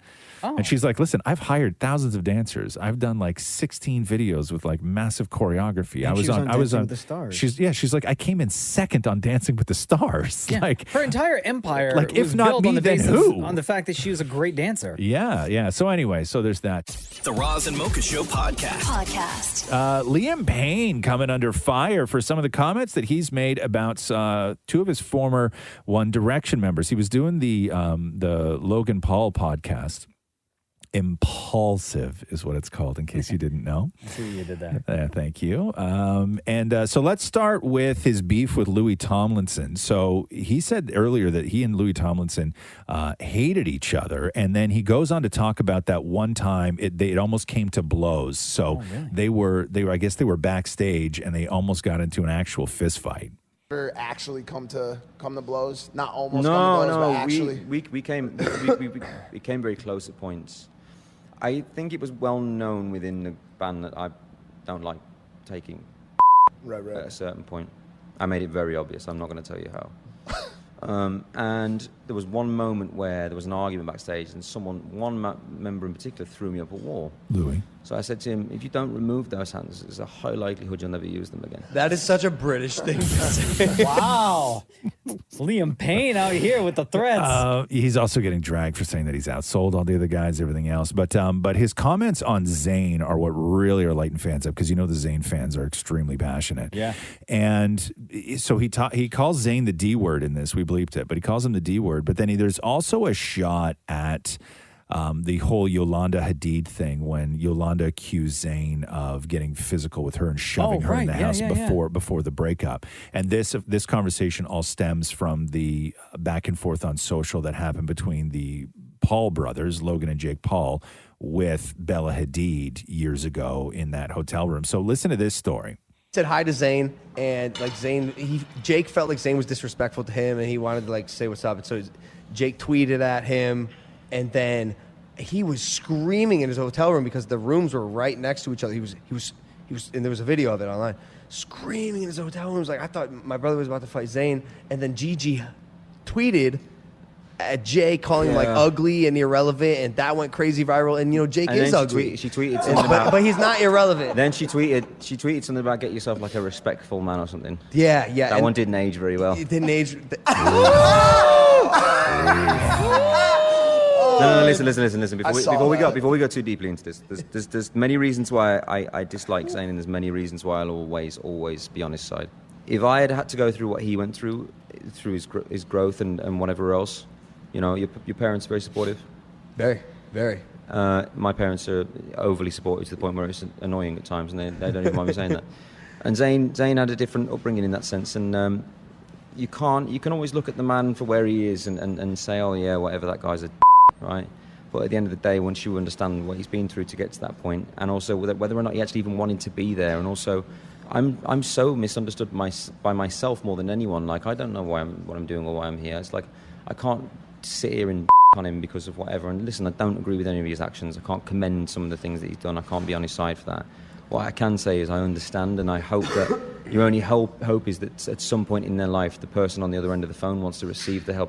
Damn. I know I said Bella earlier. It was Gigi who got into all of that with them. But yeah, so that's why Liam is getting just roasted today. Were those two comments? The Roz and Mocha Show podcast. We all know supply chain issues, right? Yeah. Everything's delayed. I couldn't find pad thai sauce or noodles last night when I went to the grocery store. Yeah, the guy at the store was like, we haven't had those in weeks. They're just not coming. Wow. And I was like, oh, man. But the new shortage, according to the Wall Street Journal, is that movie theater chains are worried that because of supply chain issues that may lead to a popcorn shortage this summer. No, popcorn? Popcorn. Unacceptable. An executive from a popcorn supplier says that supply will be tight, partially because they're having to pay farmers more to keep growing the corn for popcorn rather than switching to a more lucrative crop like soybeans.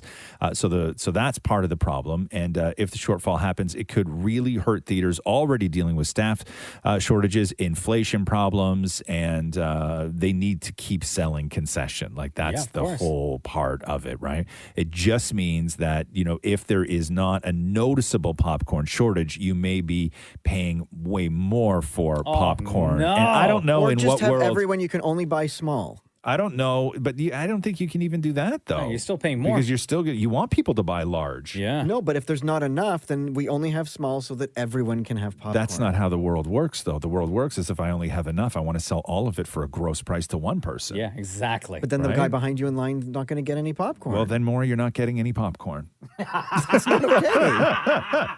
The Roz and Mocha Show podcast. Jada Pinkett Smith on Red Table Talk. So she did a whole show on alopecia. And at the beginning of it, she mentions what the show is and then briefly talks about the Will Smith, Chris Rock slap at the Oscars. This is a really important Red Table Talk on alopecia. Considering what I've been through with my own health and what happened at the Oscars, thousands have reached out to me with their stories. I'm using this moment to give our alopecia family an opportunity to talk about what it's like to have this condition and to inform people about what alopecia actually is. Now, about Oscar night, my deepest hope is that these two intelligent, capable men have an opportunity to heal, talk this out, and reconcile. The state of the world today, we need them both. And we all actually need one another more than ever. Until then, Will and I are continuing to do what we have done for the last 28 years. And that's keep figuring out this thing called life together. Thank you for listening. No ownership or anything like that about from that side of the room, need huh? to talk. It's so weird, like knowing that everything that happened, right? Because right now I'm still in the middle of listening to the audiobook of Will's memoir, Will. Right. And there are certain periods in the book where he talks about devastating things that have happened in his life and the lowest point in his life and when he made all this money and then lost it and ended up in jail and this and this and this. And there's one specific part where he was like, I was at the lowest point in my life and everything around me was just destruction. And I vowed to myself that this would never happen again. I will never get to a point where my career was in jeopardy and all this and this and this, right? Mm-hmm. And then now, fast forward to real life. Samesies. Oh, yeah, man, dude. Yeah, no, geez. Choices, though, right? I know, and it's interesting with that. Even on watching it and the amount of times we've watched that slap.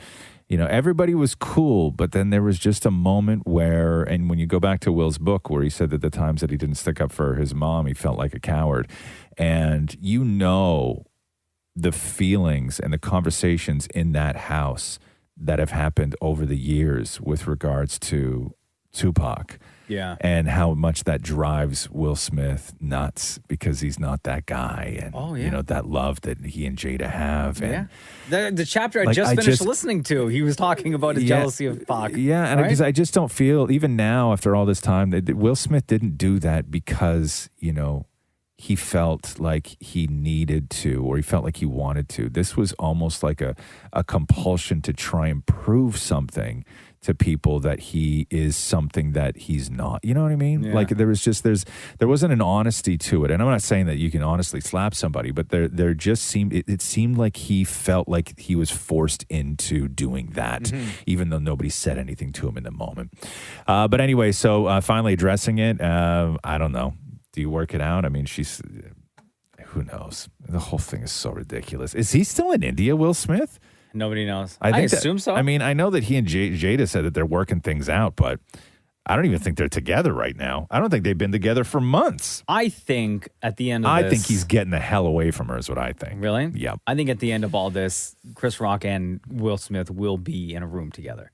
Yeah. Privately. They're going to have a convo. Yeah. You think so? Mm-hmm. I think it's going to happen. Shem, what's that? They'll appear on a stage together. You think so? I think so at some point. Yeah. Maybe not this year. It'll be a Red Table Talk. What's that, Maury? I think it'll be a Red Table Talk. You think Kevin Hart's going on Red Table Talk? You heard it here first. No. No there's way. No chance. There's no way Chris Rock is going to... They're not going to do this with Jada. No. And they're not. There's I don't think that they're going to do no it publicly chance. either. There is no. Do you know Jada hates Chris Rock? More of a reason to talk it out. Chris Rock doesn't want to talk it out with No. Jada. I think they'll Hell do it. no. I think that they're going to. Chris Rock doesn't owe anybody anything. No, they all owe him an apology. Yeah. Right? I think it'll happen behind closed doors. Yeah. Okay. With a camera. The Roz and Mocha Show podcast. Nominees for the BET Awards were announced yesterday, and Lil Nas X came up empty-handed, which is weird. And he's a little upset about it. So he tweeted, "Thank you, BET Awards, an outstanding 0 nominations. Again, Black excellence." When someone asked him why he thought that he deserved to be nominated, he said, "I don't know, maybe 3 of the biggest songs of last year and a critically acclaimed album. I feel like that should have helped a bit." And he went on to say, "Not even that. Doesn't even have to be me nominated. I just feel like Black gay people have to fight to be seen in this world, and even when we make it to the top, MFers try to pretend we are invisible." And then he ended up deleting all those tweets. He does that a lot. That's nothing unusual. The BET Awards air on the 26th. Taraji P. Henson is hosting. Surprised by that at all? I'm very surprised That because he's BET not. Because he's not wrong that he had like 3 huge, massive songs. But are you surprised that he's not recognized by BET? I actually am. You are, Shem? Yeah. I'm not really either. Surprised. You have to understand, right? Like hip hop, especially culture, and BT Awards recognize hip hop culture in a major way. Haven't really embraced the LGBTQ community in a way, especially in music. No. And I think Lil Nas X is deemed as being very polarizing to a lot of people, especially in that community. So I'm not at all surprised. Not at all. You know, okay, so here's I thought they'd be a little bit more progressive. Here's the reason he didn't get any nominations, my opinion. Sure. Is because if you nominate Lil Nas X, you have to nominate Lil Nas X in one of the big categories. Yeah. Because his stuff, you're either going to ignore him completely or you're going to nominate him and you have to nominate him in the big categories. If you nominate him in the big categories, he's got to perform on the show. Okay. But why can't he perform on the show? They do not want Lil Nas X doing a Lil Nas X show on the BET Awards. He did it at the Grammys. Not the BET Awards. Yeah, BT Awards and Grammys are 2 different things. Very different things. That's why. Let's just leave him off the show entirely, and then that way we don't have to have the conversation of we don't want him in the building because that's you can justify no nominations. You can say it's taste, it's this. To nominate him for Album of the Year, right? And to not have him perform is a higher hill and bigger justification to try and They've make. also had in the past, any award show will have an artist or group nominated in a big award category and not have that person perform. Why couldn't they just give him a nomination and still give him the invite? Very rare. Very rare. I would normally agree with you, Roz, in this sense, and I do think your point is well taken. I think, though, Lil Nas X having that song, I forget the name of it, Industry Harlow or Industry Baby. Oh, whatever, Industry Baby with Jack Harlow, yeah. He would perform that record, and Jack Harlow is very much accepted in that community. And I think in that sense he'd be allowed to perform, or they'd have him perform. I'm just saying they don't want Lil Nas X doing a big gay routine on the BET stage. Sure. Right? Sure. Right. Yeah. Because you know what he would do, right? Yeah. Recreate. What was the name of the song? Montero? Oh, yeah. Hold on. I'm trying to find it because I'm show Lil Nas X some love right now. So that was a fire record, man. Yo, that song? I mean, that video was like crazy. Was that the devil one where he's like lap dancing the devil and all that stuff? Yeah. Man. Fantastic video. Yeah. It was a great video. It's a great song, too. Yeah. The Roz and Mocha Show podcast. Johnny Depp came out victorious in the Amber Heard versus Johnny Depp versus Amber Heard trial in Virginia yesterday.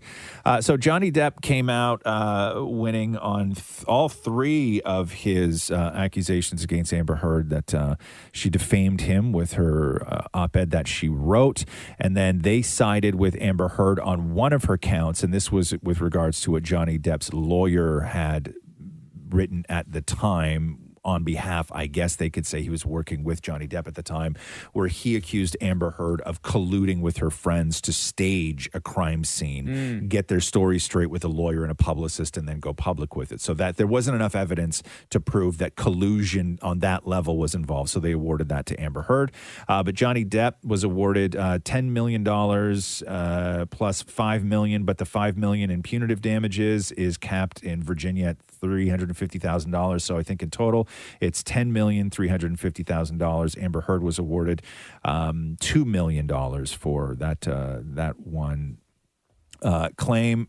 She says she's going to appeal, but I believe, I read somewhere, I think in Virginia, that in order to appeal, you have to post a bond for the full $10 million judgment before you can appeal. So I don't know how that's going to work out or where she's going to get that. But Does she have that kind of money? No, and she will. I mean, this is the kind of thing, bro. You get years before you even have to, write a check for anything. Yeah. She'll file for bankruptcy. There's a million ways It's not like out a of due this. at the end of the month. No, and it's not about the money either, No, right? of course. So she won't realistically, she's not going to wind up paying anything. She'll just file for bankruptcy, and because I think that I was reading an article where they found out where she lived because when she was on the stand, they asked her where she lived. You have to say where you're from. And she says in Yucca Valley, California. Yucca Valley is very, very remote. And it's out by Joshua Tree. It's 30 miles, I think, south of Palm Springs.